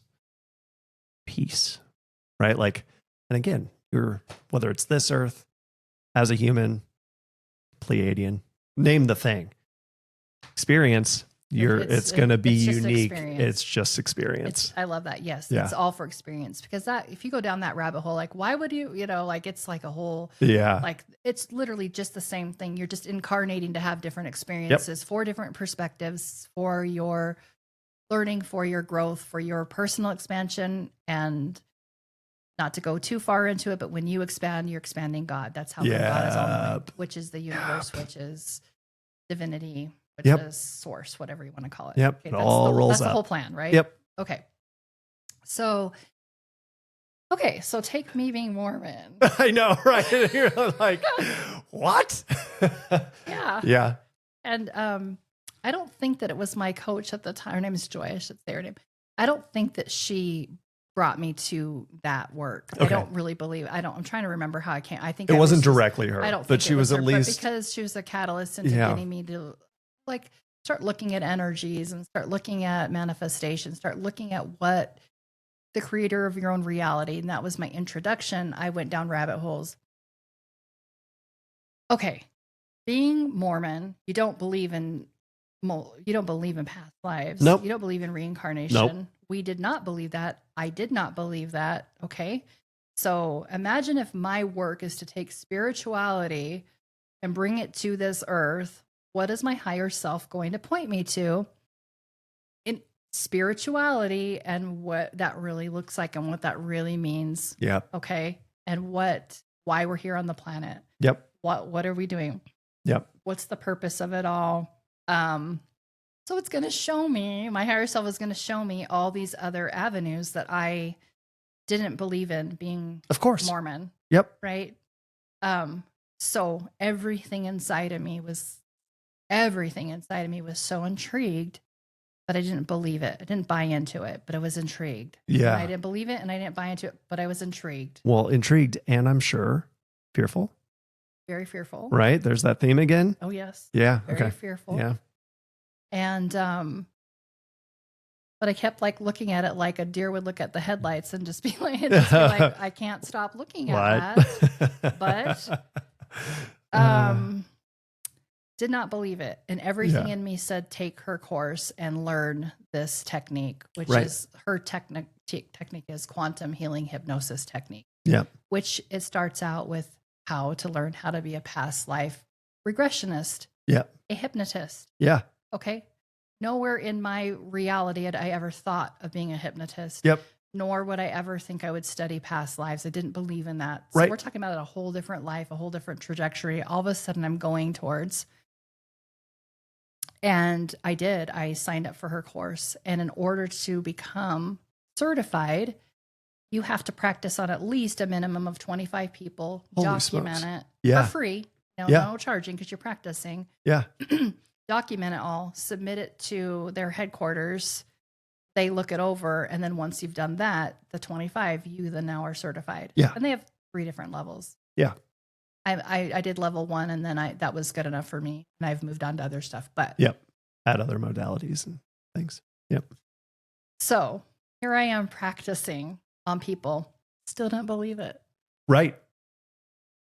What the heck is going on if I am physically doing something that I don't believe in? Right. We're going to go back to, I honestly think my higher self is a freaking bully. Like oh my gosh.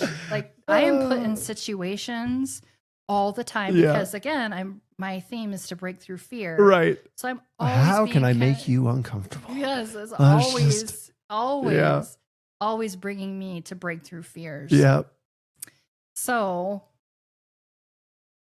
I'm practicing on people and intrigued, and this is amazing. And yes, you can have mental, emotional, even physical ailments and disease really dissolve through observing past lives and working through that. Yeah. Very, very, very powerful. Yeah. And in her technique, she has you actually not just observe that, but actually connect to your super subconscious mind, to the broader part of you, which is your higher self, infinite intelligence, and start asking it questions. Yep. Why is this same happening? Why was she shown this life? Why is he doing this? Why is this pattern happening? And your subconscious, your higher self will literally talk right to you and be like, this is why. Yeah. And when you're that aware, when you have that awareness and you're the observer, you break the spell. Yep. You can move from it. You can break the karmic pattern. You break the karmic pattern. Yep. Okay. So that's essentially what that whole modality is really about. It wasn't until I was practicing with another, I ended up getting in contact with someone local, and he was also taking the same course. Oh, cool. Now, in that technique, and it's still this way, which I don't agree with, is that you have to have sessions in person. Okay. You're not allowed to do them online. Okay. So you can go on their website and you can find people in your area. Yep. You can't just contact someone anywhere and be like, let's do this online. Right. Moving forward, yes, you can. Yep. It's just as effective. Totally. I've had to bring in other modalities and my own things to create it. I don't even advertise for quantum healing hypnosis technique because I'm like, number one, now I've learned that that's a little bit limited on what we can do, which is still a great foundation. However, I'm not going to be limited to having to see only people locally, Right. And so I see people all over the world, but yeah, which is so cool. Okay. It wasn't until he came over to practice on me. That's when the switch flipped. I like it. So I'm not buying into that there's still past lives, but there's something to this. Yeah. Okay. Why would I love to go back? Why in the heck would I be doing this? Right. And be so invested in something, paid money, and didn't believe it if it wasn't my higher self going, you're going down this path. You should do this thing. This is your future. Yeah. This is actually what you're meant to do. Now I can see it. Yeah. I need to bring spirituality into the physical world. Yep. I'm meant to bring down to help myself and others understand you're not just human. Right. You're a broader part of you, and we're going to start working with that. You don't have to work with just being here on earth. What's your purpose? Why are you here? Right. You can heal. You can grow. Yeah. You can expand. Yep.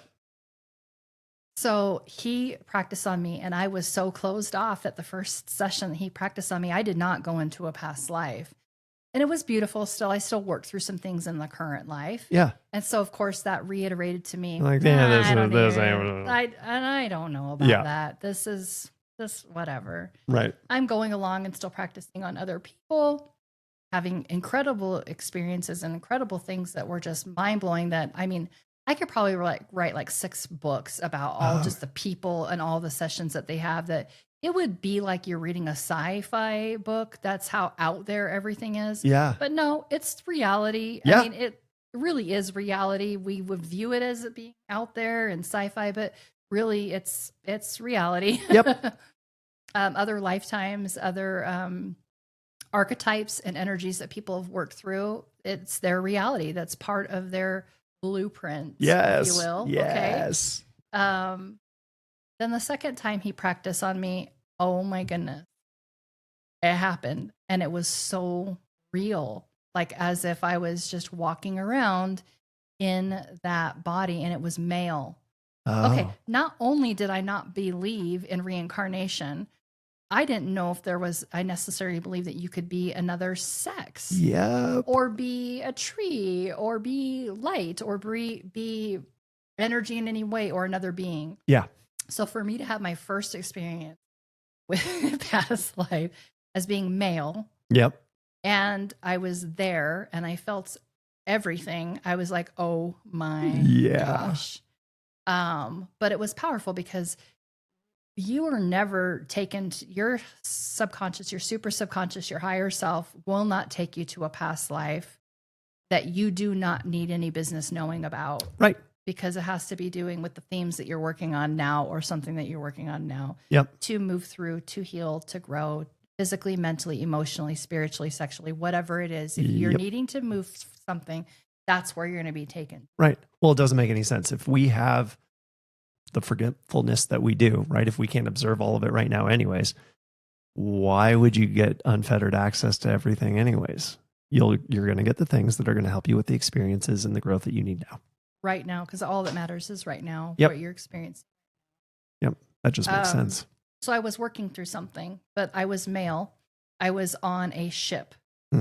And it was Liverpool, England. How did I know that? I don't know. You just know. When you're in these sessions, or when you're experiencing, you just know. Yep. This is in a port, or coming into port of Liverpool, England. And I was about 12 years old. I felt my male body. I noticed my clothes. And as you can imagine what those clothes look like, that's kind of what it is. Looked at my shoes, and I felt male. And I knew that it was, so information just plops right into you. It's just these chunks of information that happen. Yeah. We have that happen to us all the time in our everyday life. We might not recognize it, but chunks of information, knowledge, intuition are always happening to us. Well, it's no different when you're experiencing a past life regression. Chunks of just information come into you and you just know. Yep. But it was that my father owned the ship, and he was, and that was the only ship that he owned. Yeah. And he was a transporter of goods. Then he would travel around the different parts of the world and bring back goods for the area, for Liverpool, England. Yeah. And I, at that age, was able to finally go with him on the ship. Cool. And I remember looking up at him, and then I saw him and I adored him. I mean, so I've literally felt the tangibility of so much love and so much connection. Yeah. And this tenderness that this father and myself as son had at a deep soul level. Yeah.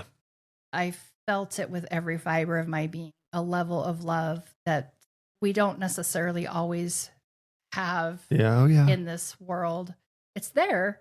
Yep. We just have to tap into that frequency. It's not that it's not there, but I was able to tap into that and feel that eternalness of this bond between my father and myself. And I remember we got off the ship, and I remember we went to these, like, what I guess over there would be called like flats. You know, it was like these cobblestone type apartment like buildings. Mm-hmm. They're couple stories, and they were near the port. And I remember walking in and seeing my mom, and she was cooking, and I saw my like little sister, and she was probably like 2 or 3, and she had these blonde, curly hair. My mom had blonde hair, and it was like pulled up, and I watched my father go over and just give her a really big hug because we had just come back from wherever we were. Right. And seeing and feeling that family dynamic, and there was a lot of love in there, and there was a lot of love in that home. Yeah. And my mother was a very loving mother. I adored my little sister. It was just our little family of 4. Yeah. Well, the reason why I was shown that was because I needed to see that relationship between my father and I, because that translated into someone in this reality that I was like having a problem with. And I was going to ask if that person was here.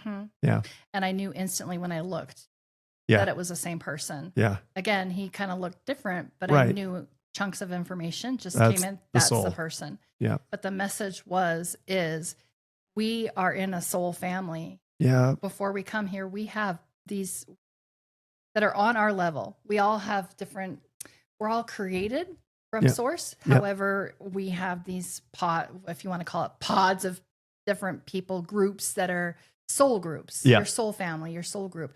It's because you're on that same level wanting to learn certain things, and you keep reincarnating with that same soul group. And so the people that are in your life most likely is part of that soul group, and you just keep reincarnating, and you could be the son in one life, the father in one life, a husband and wife, a teacher, a student. It goes on and on. Just that's because we're learning different themes, learning different perspectives from playing those different characters. Yeah. Now, soul families can intertwine and be like, I want to borrow you. I'll sign up to work with you. You can do that for a lesson. So those may be people that you still are working through things, but they're not necessarily they're still learning and growing too. Right. Okay, here. But they signed up to maybe help you work through a theme or something like that. But your soul group is ascending at the same time. We are one. We are connected. Yeah. So we're all learning these things, and we come back and we're like, I learned this, we learned that. And as a group, we are ascending together. Cool. So you got lots of groups going on all over the place. Okay. All the time. Yep. I needed to know that connection is eternal, that our soul families are our soul families for a reason. And that love and respect and growth and learning and I'll say respect again, because it felt like that was a strong theme there. That never goes away. Yeah. And no matter what character that this person was going to play in this life, that life, a different life, it was always going to be through the lens of love and respect, because I'm helping you, you're helping me. Yeah. So that was my first experience having a past life regression. How do you, I love that your higher self was like, we're doing this thing and I don't believe it. Oh my gosh. Like, this is a thing? Yeah, that's so cool. All this money and investment that I'm putting in is like actually real. Yeah. Really interesting. But that's the theme of my life. I'm like shoved and shoved and have to work through some kind of fear to just do the thing. Yeah. Like just to do the thing is like a huge theme for me. Yeah. Just experience different things in my life. It's I got to break through fear to get to it. Right. But so take that into what I do now for a living, and I work with people in that capacity. Mm-hmm. And I've been doing this for about 6 years now, where I'm working with people throughout the world. I did have an office local. Okay. Now I've pulled it to where I'm doing things just online now. Yeah. And it doesn't mean that I wouldn't necessarily have an office again and do local. Yeah. But I just feel like, I mean, we live in an area where there's we're in Coeur d'Alene. So what do I we don't have, know, 50, 60,000? about 60,000 people. And then we've got Spokane, who's got maybe a little bit more. Yeah. So yes, there's plenty of people, which Coeur d'Alene and Spokane have a high group of spiritually metaphysical. Oh yeah. And they're people. being pulled here. We're being pulled here. And that's a wonderful It's so topic cool to watch. Yeah. In my session with John, we went together. I love to travel with my clients. I go with them. Oh, cool. I travel with them. That's so cool. We saw Coeur d'Alene and we looked at it from above. Oh yeah. And we just saw so much of what the energy was here, and all the different souls coming here that were like open and ready to receive, so that they can just learn and grow and expand in their life. Yep. And that those who are in types of work like what I do and like what Ray does, Reiki, whatever it might be, it doesn't really matter the modality. Okay. Right. None of it's right or wrong. No. It's just whatever you pick, right? Yep. Like my one way isn't the way, whatever Ray does isn't the way, whatever, it's just whatever you choose to work with. They're all helping you. They're all helping. Mm-hmm. Yep. Yeah. So people are being pulled to that. Yeah. And really working through their karmic patterns, really wanting to reset things, going in and healing themselves mentally, emotionally, financially, spiritually, so that they can move forward in their lives, understanding their purpose, understanding where they are from. So there's a lot of people like myself who are in this area, who are working with many, many people who are being called to come to this area. It's booming like crazy. Houses, apartments going up everywhere in both Spokane area, Coeur d'Alene. Yeah. And so there is a need here. Oh yeah. So it's not like it's not like I can't help people here. Oh, but yeah. also I feel like there's so much out there in the world that needs me too. 8 billion people on this planet, and you just never know. Mm-hmm. You never know who's gonna when that puzzle piece finally goes, and you happen to be the Autumn. Who the heck is? I feel like I need to call this Autumn person. Mm-hmm. Yeah. It's you never know. Mm-hmm. It's so cool. It is. I just got a coaching client in Tennessee, Mm-hmm. and it was like and it was beautiful, and it was just perfect. Like you just converge, and then you're like, Yep. it just is. It's meant to be. Which is contracts, by the way. Everything comes Yeah. back to contracts. Yeah. I keep feeling like I need to say this, and I haven't said it yet. So this is a good time to plug it in. Oh yeah, please. We look at contracts and we're like, contracts are before we were ever born, right? And that is true. We have plenty of contracts before we were born, especially when it comes to your parents and especially if your siblings. However, there's all potentials. Yes. Okay. There's potentials because we still have our free agency here on earth to choose different things. You might have other contracts in place in case that doesn't go into play. In case Right. you don't choose that, right? Right. So, however, contracts are always happening. Your higher self is always in the right now, current moment, out there connecting energies and writing contracts with other people. Yeah. So when I say Yeah, to contract, think it's only limited to before you come. yeah, Oh, that's come not- on. That's not it. Yeah. So for you to have a client in Tennessee just simply means that your frequency is a certain place, your higher self and that person's higher self is looking for something. Yep.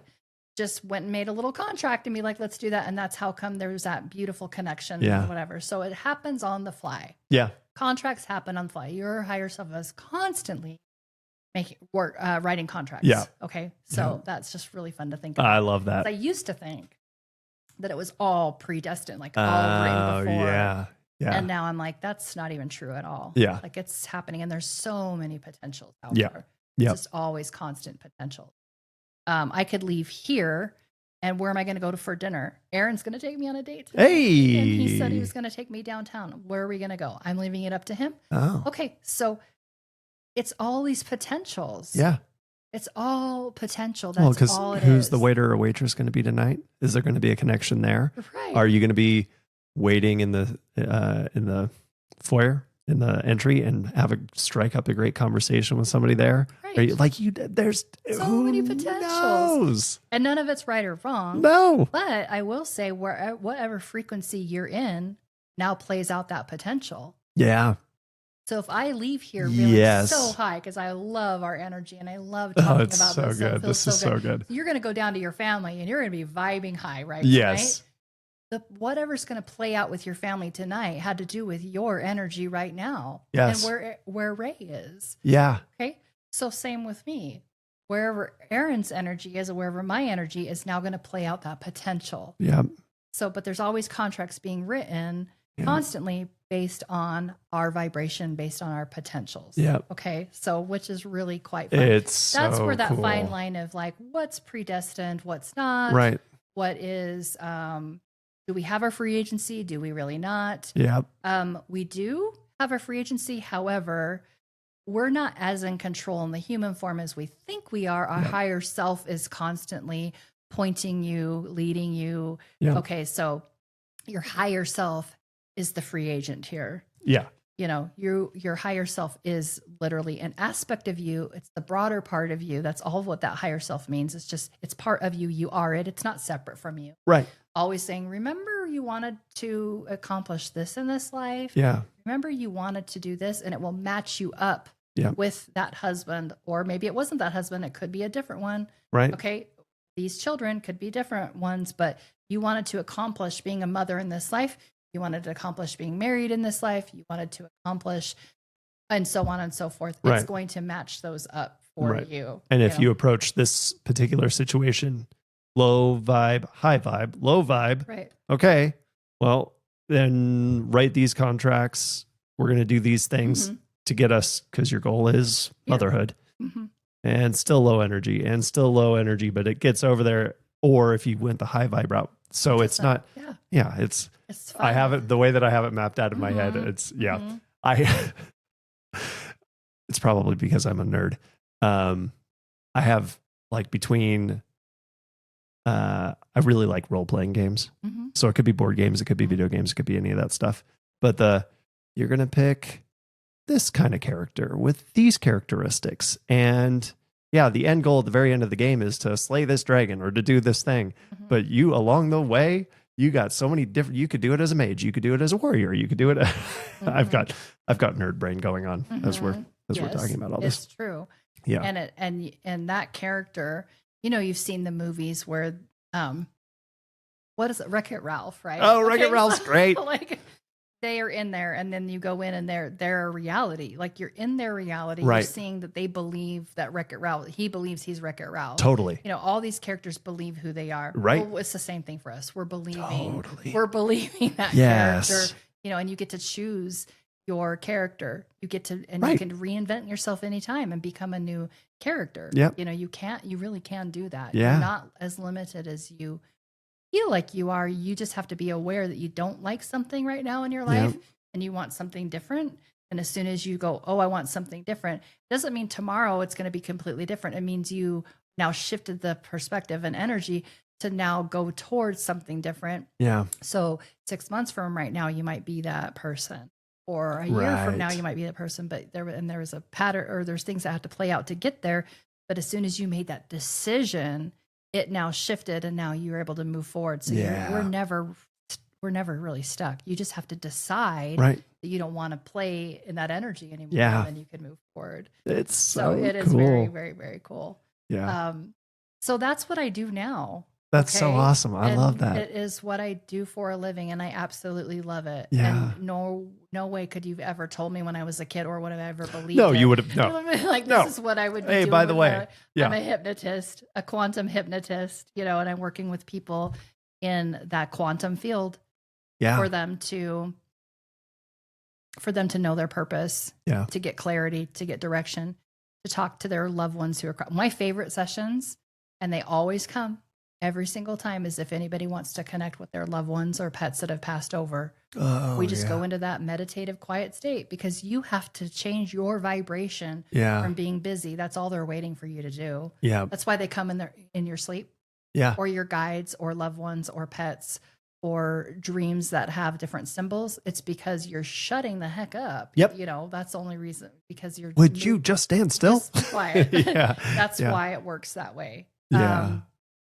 But my I love most that. favorite sessions are when people connect with their loved ones across the veil, Yeah. and they have most beautiful healing or interaction that really is able to help them move from grief, or to help them get maybe information for some clarity that they might need, Mhm. whatever it might be, or all the above happens with those loved ones, and you know them and you know their energy and you know what they could. Or if there's someone who is having a really difficult time with that person that passed on, there's a deep level of soul forgiveness on an energetic level that can happen Yep. in those sessions. But I mean, you name it, I've seen it. Like, Oh, people yeah. come to me and they like, I think this and feel this and I'm seeing this and that. I'm like, cool, like, bring it on. I'm enjoying all that I hear. I have seen and heard everything. And when I think I've heard and seen everything, here comes another one. So I'm not surprised about anything. Yeah. I remember John said that on the podcast, that when he came to me, he was like, so I'm really feeling this. I'm really seeing this. I'm having these experiences. And he was so timid, which many people who come to me are very timid. They don't want to say it out loud. It might be for the first time, or they're like, they've been voicing it in their head. I need to find someone and talk to, and they say it. And I'm just like, okay. And they're like, what? Like, this is normal to you? How is this normal to you? Right? No, it's normal. Believe me. I've seen it and heard it all. Well, and that's so reassuring, right? And such They're like, instantly that lady makes can it. help me. Yeah, for sure. Yeah. Yeah. But really, I'm just pointing people to themselves. Yeah. That's my job. I'm a pointer. Yeah. I'm like, let me help you see yourself for who you really are. Yeah. Let me help remind you of who you really are. Yeah. You don't feel you feel yucky right now or stuck right now. Well, that's not going to stay. Let's go move over here. Let's look at new perspectives. Yeah. Let's bring in guides, Yeah. or maybe ascended masters or loved ones or your higher self. Yeah. Maybe we need to go in a past life. Maybe we don't. And my clients' higher selves literally lead the way. Isn't that so They cool? lead. I mean, I'm sitting there eating popcorn while I'm doing these sessions, because it's like, where is their higher self going to take them? Right. And it could be anywhere. It could be anything. It could be crystal caves where they're having a healing. Yeah. They can go on to the other side and go to actual little hospitals and have a surgery. I had a woman, I love this story. I had a woman who had lost twins, and she was devastated. She was probably around like 18 weeks when she lost twins. No. She came to me because she was utterly devastated. Why is this happening? What's going on? I just can't believe this. I want them. I knew that they were part of my family. Why did I lose them? Right. And as a mother, I mean, that's just really devastating to hear. And it was fairly fresh when, within the couple months when she had contacted.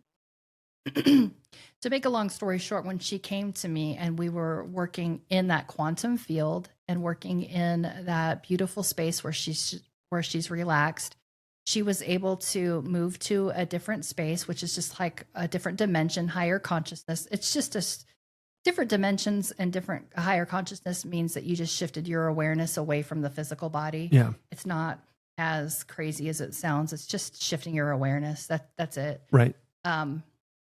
She was able to be really relaxed. Her dad came to her and was able to meet with her and talk with her, and they had their whole interaction, and they were able to just catch up on things. And I'm sitting here, I guide people. So, I mean, I don't tell them what to do. It just happens, but I'm traveling with them. And a lot of times I can see what's going on, or I can sense what's going on, but I don't interject. I just help them say what's next, or like I help them ask questions. Right. Yeah. Because I've been doing this for so long. It's like, I know I keep the ball rolling for them to move through these, or to ask, certain things. Right. So that's more my role. I'm a guide. I'm just a very supportive guide. Yeah. And her father came to her, and they had giving someone space to have her interactions. Whatever needs to happen always happens for my clients. Yeah. So then he takes her to have a reunion with like a grandparents, a couple of aunts, and then an uncle. It was a big kind of like reunion that they had. Yeah. And they were able to talk about what they wanted to talk about. It was absolutely beautiful. And then one of the aunts excused herself. And there's a whole dialogue going on. Like people are knowing this or seeing this. Yeah. Okay. So some people can see really clearly. Some people just have a knowing. Some people just have pops of information coming inside. There's no right or wrong of how it's navigated.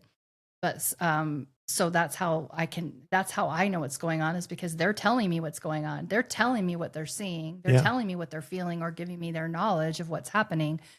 And so and I'm keeping the ball rolling here. I'm helping them navigate through it all. And that's how sessions unfold. That's amazing. So she excuses herself and comes back with the baby. Oh. It was a boy and a girl.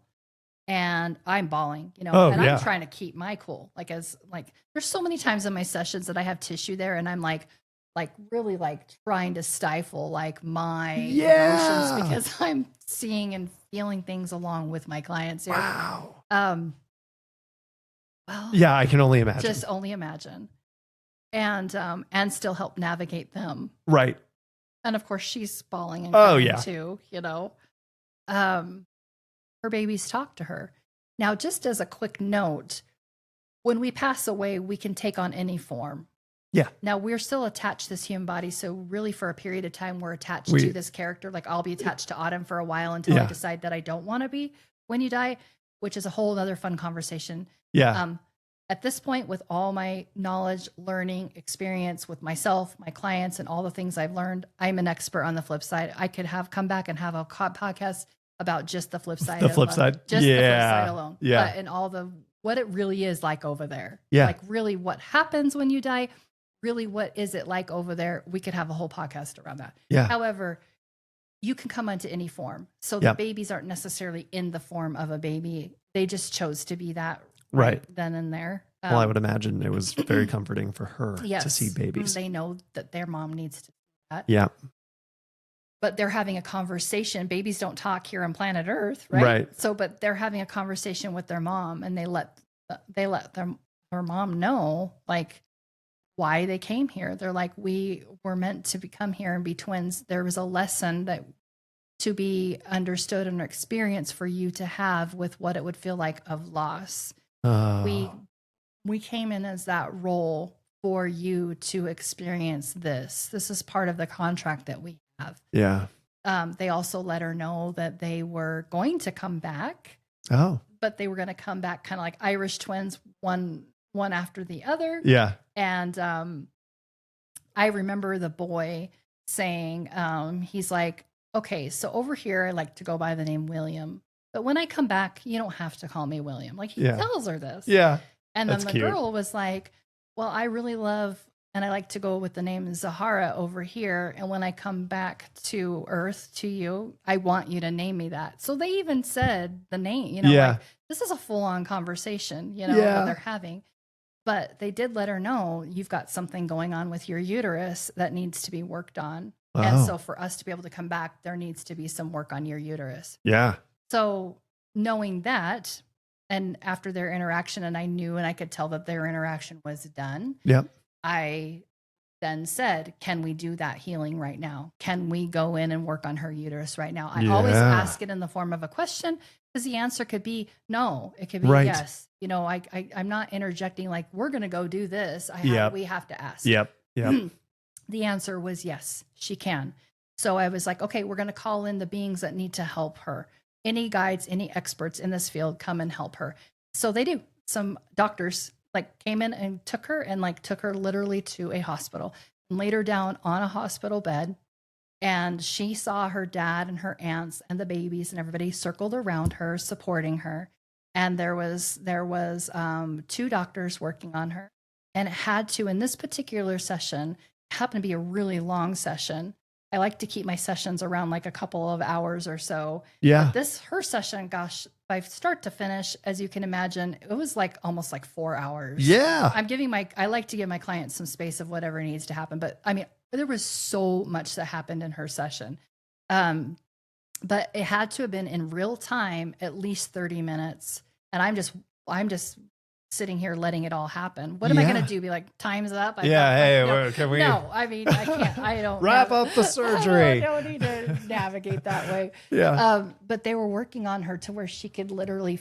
She was telling me she could literally feel energy moving from like her fallopian tubes, into her uterus, into her cervix. Like she could physically feel them working on her body. That's yes, amazing. Yes, and then she was like, "Oh my gosh! Like I can feel my uterus being. It feels like it's being flipped over right now." She literally felt like her uterus being like maneuvered and like flipped around. Whoa. Okay. Yes. So surgery, anything can happen on the flip side. Yeah. Anything that you need to work on, it could be emotional, mental, physical, anything can be healed and worked on over there if it's appropriate for right here, right now. So they worked on her for a while. And then in walks, which we didn't find this out until a little bit later, but in walks this woman with an Irish accent and starts working on her, and just very matter of fact, and just started working on her.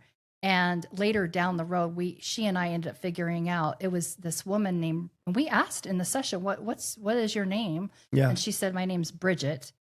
And she had this Irish accent. Well, we figured out later it was Bridget. There's a Saint Bridget that lived here on Earth. Oh. And that's who it was. It was Saint Bridget, cool. who works with women. That's part of her role of what she does. Yeah. If you go kind of research about Saint Bridget, it was her who came in and like helped with the surgery and was working on her.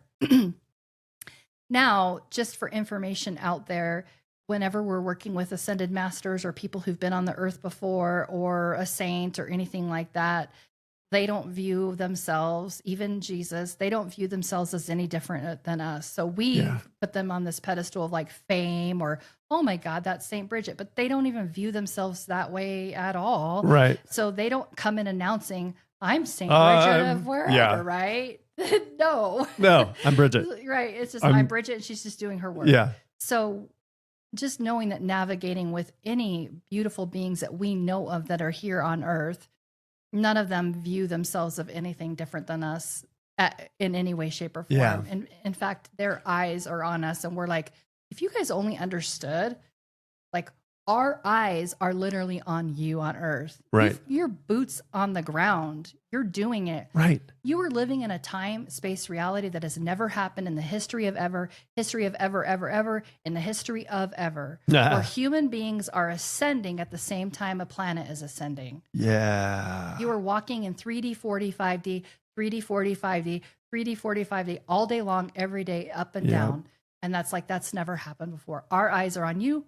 You have nothing but our love and our support. Of course, I feel like they're popping popcorn. I was just gonna say they've got their popcorn bowls and they're ready to go. But all eyes are on us. We are where attention is being brought. Yeah. And we're not talking about just beings or ascended masters that have been on planet Earth. We're talking about like all galactic, or not all, but most galactic friends and family who are here to help Earth and humans ascend and really have new perspectives and heal and grow and get out of this karmic crap cycle, right? Yeah. You're just this loop.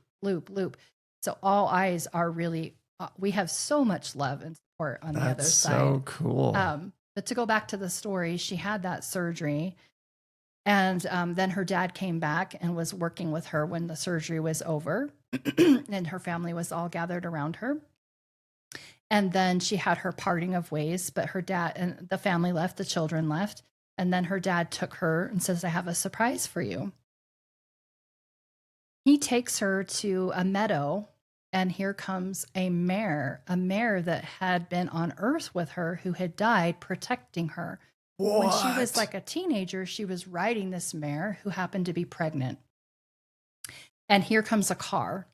And to protect her, the mare went into a ditch to get away from the road and ended up dying. The baby and mama died. Oh, no. And she was devastated. She was very attached to this mare. So on the flip side, her dad took her to go meet with the mare. Oh. And they had their interaction, and they were able to talk. And And the mayor was explaining, it's okay. I'm okay that I passed over Yeah. and left here. I was protecting you. You don't need to hold on to that. Right. You don't need to hold on to the grief of me going. This is the reason why, and I'm happy to be here. I'm still alive. I'm still here. Yeah. And then it was so beautiful. She then brings out the baby mare, the mare brings out the baby and was like, here's my baby. Oh. And said, my baby's name is Moon. I mean, you can't make this you can't make this up. Right. This is like you can't make this up. No. You know, you can't make this stuff up. And that is so beautiful. It was beautiful and so healing. Yeah. And then she let her know that there was going to be a baby born within the horses that they currently have. And she's like, the mare, her main mare says, I'm going to reincarnate. Oh. You don't need to name me. I don't remember the name of the mare. She did say it, but I don't remember on the top of my head. But she did say, I'm going to be reincarnating fairly soon, but I'm going to be your daughter's horse. Oh. And you don't need to name me the same thing at all. I'm going to be an energy that's going to be a different energy, for a different purpose to be working with your daughter. Yep. And so she let her know that she was going to be reincarnating and to be a part of their family again as well, and that she had an important work to do. Cool. So that's kind of a long story. It's one of my most favorites. Oh, yeah, it's beautiful. Showing the variety. Thank you for sharing it. It's just like a variety of what happens working with I love to call it the flip side. The real name for heaven is actually called nirvana. That's what it's known as nirvana. But I think flip side is so super fun. I love flip side. I love flip side. Well, and you said, I mean, we could do a whole podcast on flip side. So maybe like a couple of quick bites on that. You just, especially on the horse piece, just had a friend say something like, it takes a while to reincarnate. Any insight on how long it can take? It's yes and no. It's depending on what it is that you as a soul want to do. Yep. That's the end of it. That's the end of it. That's the end of it. So there is no one answer. Yeah. Okay. That's the way that I've always viewed it. Mm-hmm. I thought that was an interesting conversation I had recently had. And I'm like, I don't think you got to wait like 100 years or a generation. Or I think you would. Yeah. I've always kind of just thought it was when we pass over, we still have we're the same people. Okay. Right. How you think and how you feel, your perception, your reality as of it is right this exact moment is who you are on the other side as soon as you pop over. Yeah. We have a misconception that when we die, and I think this has to do with you and I having our programming, and I don't know if a lot of other people feel this way, that we're omniscient. Like all of a sudden we know everything, we see everything, we are now like God or whatever, or we just know everything. Right. Okay. When you pass over, if you are who you are right this exact second, do you know everything? Yes. No. And you work through different dimensions and different energies here. Yeah. In order to move and progress. Yeah. And to have new awarenesses and new perceptions and move about. Well, it's the same thing over there. Got it. You are brought over to that state in a very specific dimension. Yep. That is where you are right now. You are the creator of that reality. Yep. So if someone feels like Buddha is their God. Yep. If it's Jesus. Yep. If it's nothing. Purgatory, hell, whatever. Any of it. When you pass over, you literally, in order to feel comfortable, Yep. your higher self is like going to reflect back to you because you're the creator of your own reality. Even on the other side, you're the creator of your own reality, which it's way more fun over there because it's instant manifestation. Right. Like instantly you think you're there. Right. You want it, it's created. Yep.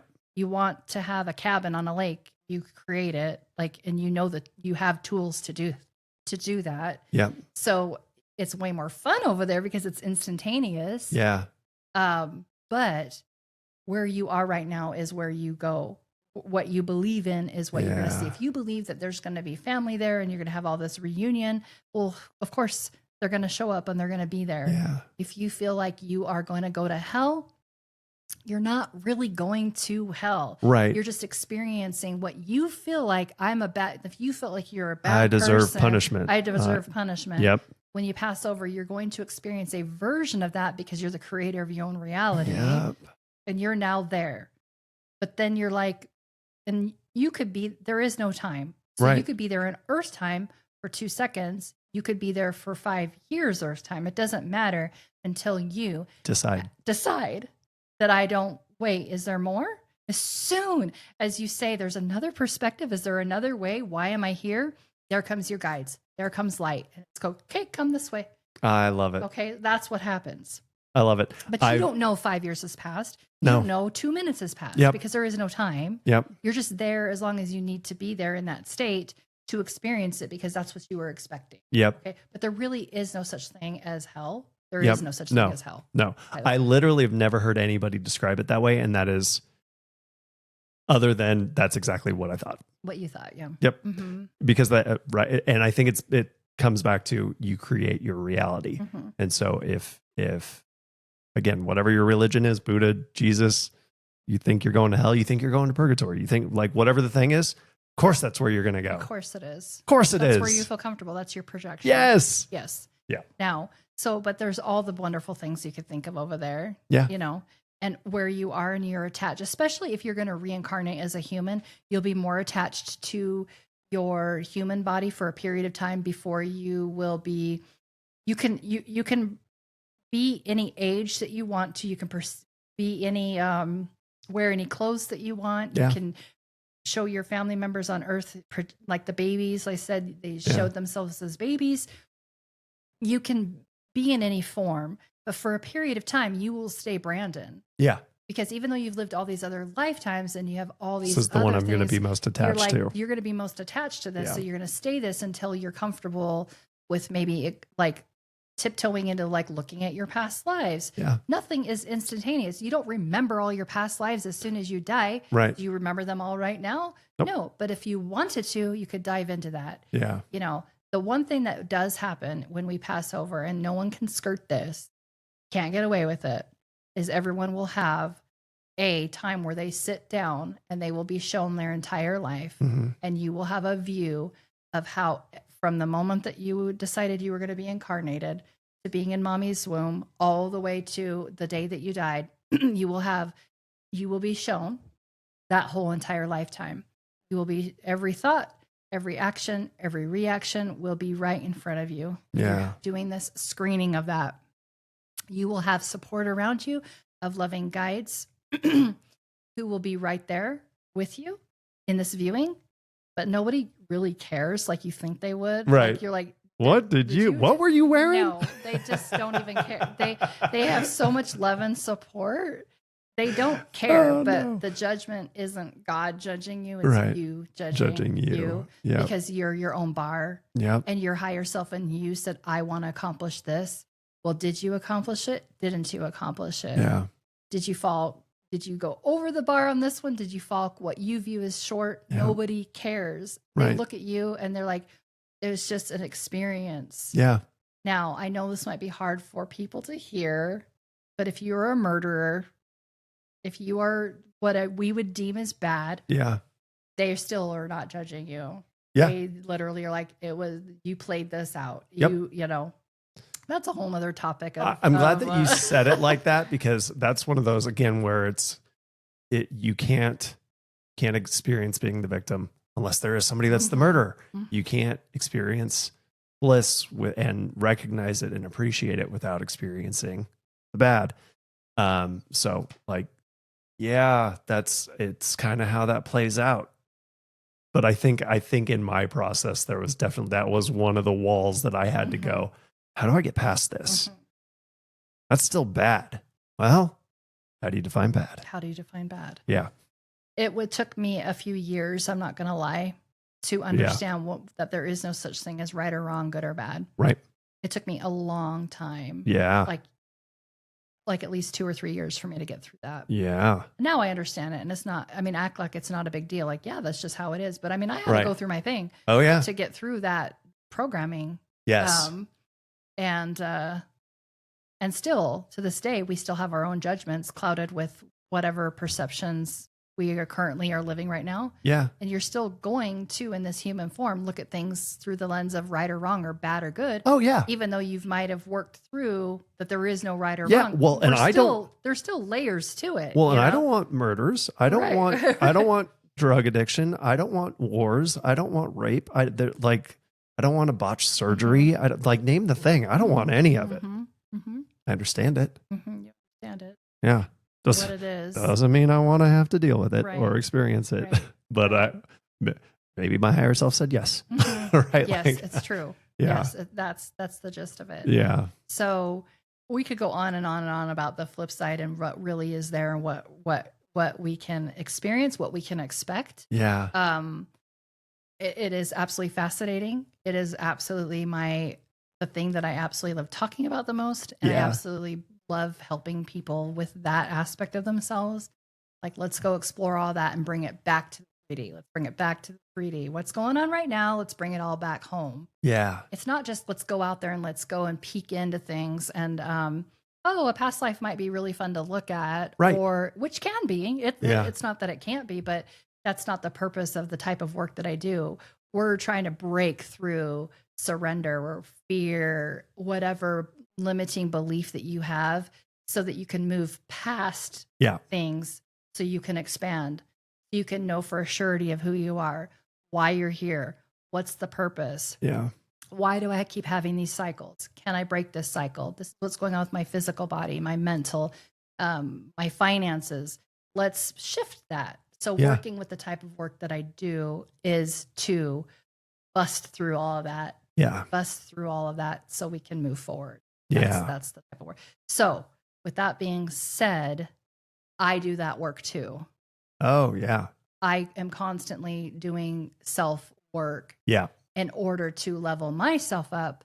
But there's no way, now that I've been working with people for 6 years, there's no way that I could have done this type of work if I didn't do pre-work. Yeah. And continuously do work on myself in order to turn around and help someone. Yes. There's no way. Nope. The kind of work that this is, it's so deep and so intricate. And I've had to even surrender myself being a practitioner to even like my beliefs and my judgments. I've been able to work through limiting beliefs and judgments by working with other people. Yeah. Like, I mean, I don't mean to sound selfish, but you're leveling me up here. Well, it's it's still just a mirror. so fun. It's so amazing. Yeah. But even when I first started out, I wasn't as intuitive as I am now. I was going to say, the more the more you exercise that muscle. Mm-hmm. Absolutely. Yeah. And I had to break through the fact that I had the ability, everyone, by the way, has the ability to channel. And when I mean channel, I'm talking about just pulling infinite intelligence information down here. Yep. Channeling, people think that means, an entity's coming into my body and speaking through me. Yes, that there's a version and that can happen, but that's generally not what channeling means. It's like like musicians. You talk about music. Yeah. They are in a zone. Oh, when you're out there playing and they're in a zone. Have you seen that movie Soul? Yes. Yeah, the Pixar movie. Yeah, he's the musician, and you see him playing the piano to his students in the class. Yeah, and he goes off into La La Land. Yeah, and you see all these music notes, and it's just him and his piano, him and his piano. Nobody exists all around him. That's channeling. That is the zone. It is the flow. It is the channel. It is. Yeah, it's so good. So that's what it's like when you are in the flow of your everyday life. Yeah.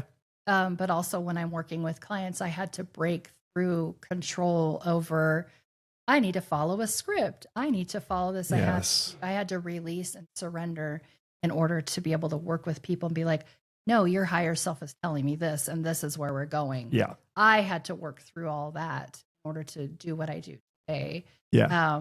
But I have to say, I feel so proud of myself. You should. I just cannot believe when I'm looking, because I'll be 50 in September. Oh, yeah. And I'm like, oh my gosh, like look at all that you've accomplished in this time. Yeah. Look at all that you have learned.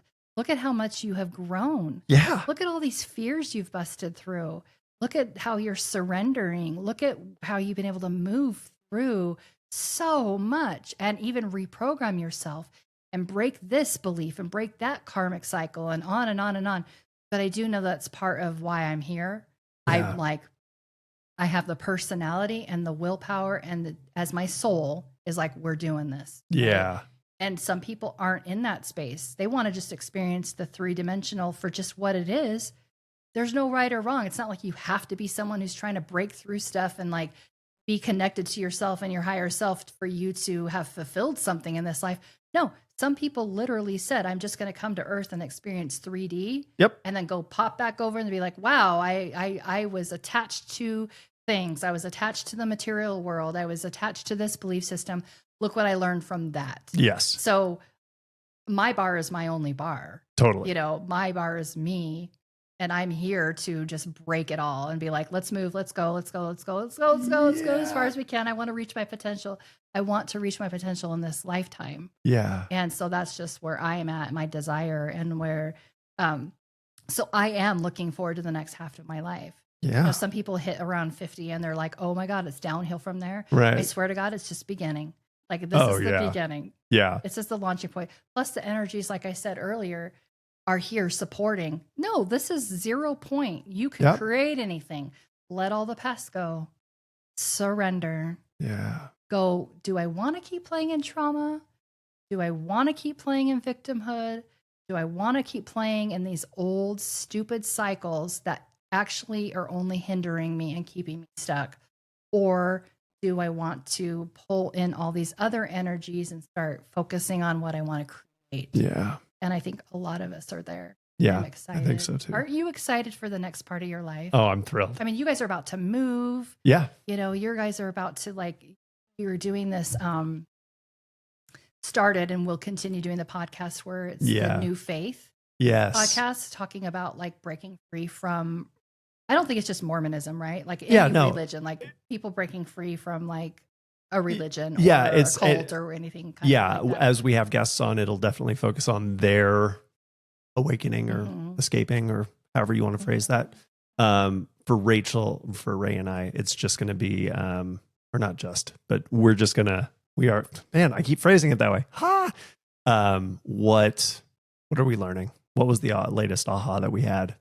What's the evolution of our faiths? Mm-hmm. She asked me the other day, where are you at with God? What does God look like right now? Right. Because it was a very solid body like us, Father, that thing. And it is like, so not even remotely close to that anymore, but there's been different iterations along the way. Mm-hmm. And I think for probably the first portion of it, it still was external. And it's very much become a combination of both everything and internal. So even just things like that, we read a really cool book and, I found this puzzle piece. What does this look like? So that's what a New Faith podcast and is. You guys are doing it together as a couple. Yeah. And that's going to be really neat. Something to look forward to. Yeah. Plus this podcast where you get to meet new people and get new perspectives. And And it's like, I can write it out. Like, what do we want to do? Like individually, what do you want to do? As a couple, what do you want to do? Like, it's just really fun to be like, what are the possibilities? Yeah. There's so many potentials. What do I want to do? Well, and for the longest time for me was, why am I doing this thing? Right. It felt very stuck. Mm-hmm. And I know I have a thing that I'm supposed to be doing, but I don't know what that thing is yet. Mm-hmm. I love this podcast. It is when I totally understood, and I'm in the flow of everything. So whenever it happens, it happens. I was so looking forward to when we first had it scheduled. And so when you called, I was like, yeah, I know we're moving it. That's okay. It's okay. But I really want to do it. Oh, reschedule? Yeah. Okay, go ahead. And so but I'm just in that. And there's some weeks where I look and I go, I don't have anybody scheduled yet. Something amazing is going to happen. And next thing you know, I have like 3. Yeah. But it's just, I look so forward to what is the next conversation? What is whatever this is bringing, it's magic. And I love being a part of it. It's my favorite thing that wonderful. I'm doing. Well, you're doing a really good job of it. And plus people really want to, part of something that I'm doing with surrendering is owning who I am. Yes. And so like being able to just sit here and talk to you about where I've been, what I'm going through, looking at it through different lenses in my past, being able to like understand myself and forgive myself and actually move forward in life. And what is it that I'm creating? Just to voice it out loud. Yeah. It's like, wow, I'm owning who I am. Yeah.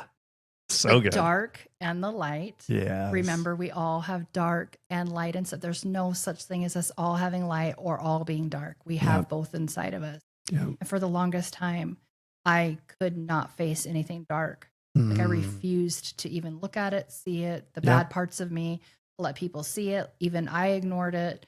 And now I'm like, okay, I can like, okay, it's okay. It's safe to look at all those parts of me. It's actually made me who I am. Yeah. So to be able to voice it and talk and you as well, or other people coming on here and talking with you, it's like, I get to say who I am. Yeah. And also it's a reflection of, damn, look at where I've come from. Exactly. Where am I going? Where am I now? It's like almost like validation of being like, okay, it's not, I'm actually doing better than I thought I was. You know, like being able to say that, don't you think? Yeah. Well, and there's power, right? I mean, we're casting spells when we speak, which is probably the wrong angle that I'm trying to get at this. But point I'm trying to make is that there's power in voicing something, right? We are talk about vibrations. We are literally in this 3D world putting those vibrations out. And so when you get to voice and tell your story and where you're at and what you are just like putting that out into the world, it is so good. And then you get to have it reflected back. It's just amazing. And it reflects back to you. Yeah. But really it's also lifting the whole collective because with the concept that I don't quite understand, to be completely honest, we are one. Holy cow, what does that even mean? Right. We are one? How is that possible? Because we're having such individual experiences. But really, whatever we're doing in our personal lives, no matter what it is, it's affecting the collective, the whole, all living, reverberating through the universe, not just here on Earth. Right. Like every living thing throughout the universe, it's reverberating vibration. And you are affecting that matrix. No matter what you think, what you're doing, what you're saying, you are affecting the matrix. Yep. So when we are elevating ourselves and desiring to level up ourselves, we are leveling up as a group, as a consciousness. And so it's like, wow, we think a lot of times that we're not, we're just living our mundane everyday lives. Like we have no purpose. We have no, like, where's my direction, what it is. But when you're able to look at it from that perspective, like I'm actually either, you want to call it hindering or helping the collective. Yeah. Every day you are, no matter where you are at, no matter what mood you're in, no matter what, you are affecting the collective. Yes. On a grand scale. Yes. So really you do make a difference. Every single person here on this planet is making a difference. Yeah. And even if we deem it as something negative, it's actually helping us because we're learning from negativity. Yep. We're learning from the dark. We're learning from all perspectives. So they're all needed. They're all valid. They're all valuable. All valuable. They're all worth having. Yeah. Yes. So I had so much fun talking. Oh, this has been an absolute blast. Yes. Oh my gosh. Just an absolute treat. Autumn. We could go down so many rabbit holes. Oh, we could. We could. But yeah, we can't. But I mean, it could be like, there's so many rabbit holes. Well, and I'm excited. I think I mentioned at the beginning of this, I know I said it to Dane, but there's people that listen to this podcast find so much value in hearing other people's stories. It's so healing. And I cannot wait to hear people's reactions to you. And I have a feeling that there's going to be can you have Autumn back on soon? I would love. I know you're talking about like main characters and like people's lives in general. Yeah. And who knows, this might evolve into a lot of metaphysical topics because I bet you're like you are metaphysical. Yeah. In your thoughts and in your actions and how you think and how you're navigating versus a religion. So you're going to probably be attracting a lot more people that are in that vibration. Yeah. If you will. Yep. And so bringing people on and talking about very specific things, not just necessarily about their whole entire life and how they got where they are, who knows, it might evolve into something kind of like that too. Oh, yeah. Know? Well, and fundamentally, right? Main character, how do you view life? How do you do life? How do you view reality? Well, yeah, of course it's going to. Yes. Yeah. So, absolutely. Yeah. So, yeah. And down the road, if we ever want to just go into other stuff, I would be more than happy to. It'd be my delight and fun. That would be because it's just it's just amazing all I've learned. Of course I want to share it. Yeah. You know, of course. my perspective of it anyway. Yeah. Oh, and this is you. I feel just so full. This conversation, what you've shared, it's just been an absolute treat. So, and I would be remiss if I didn't ask this, my favorite ending question. If you had a megaphone that could reach everybody in the world, what would you say? Right now, right here, right now, yep. After all that I'm learning and what I'm currently learning right now, which would have been different last week. Yeah. What I just said a minute ago. Yeah. We are one. And even though I cannot conceptualize what that really means, I understand, or beginning to understand, that we all are making a difference. No matter what we're going through in life, we're making a difference. And even if it's something rotten or horrible, you're learning from it. We're all learning from it. So therefore, you are helping. Yeah. Even if it's like depression or suicide or something really that you feel is super dark, you are still learning from that. We're all learning from that from a higher perspective. If you're going through elation and joy and change and newness and enlightenment, you are affecting yourself and you're affecting the collective. We're all learning from it. Yeah. So we are all one. And that's the only way that I could describe it, because I'm just barely trying to scratch the surface, understanding it myself. Yeah. But there is no right or wrong. Wherever you are, you're right on time.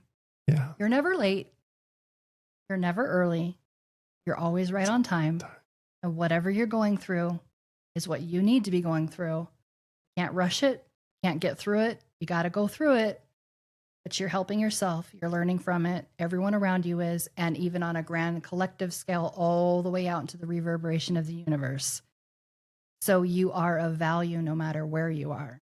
No matter how you're feeling, you are of value. Yep. That's what I would have to say. So good. Autumn, thank you. Welcome. My pleasure.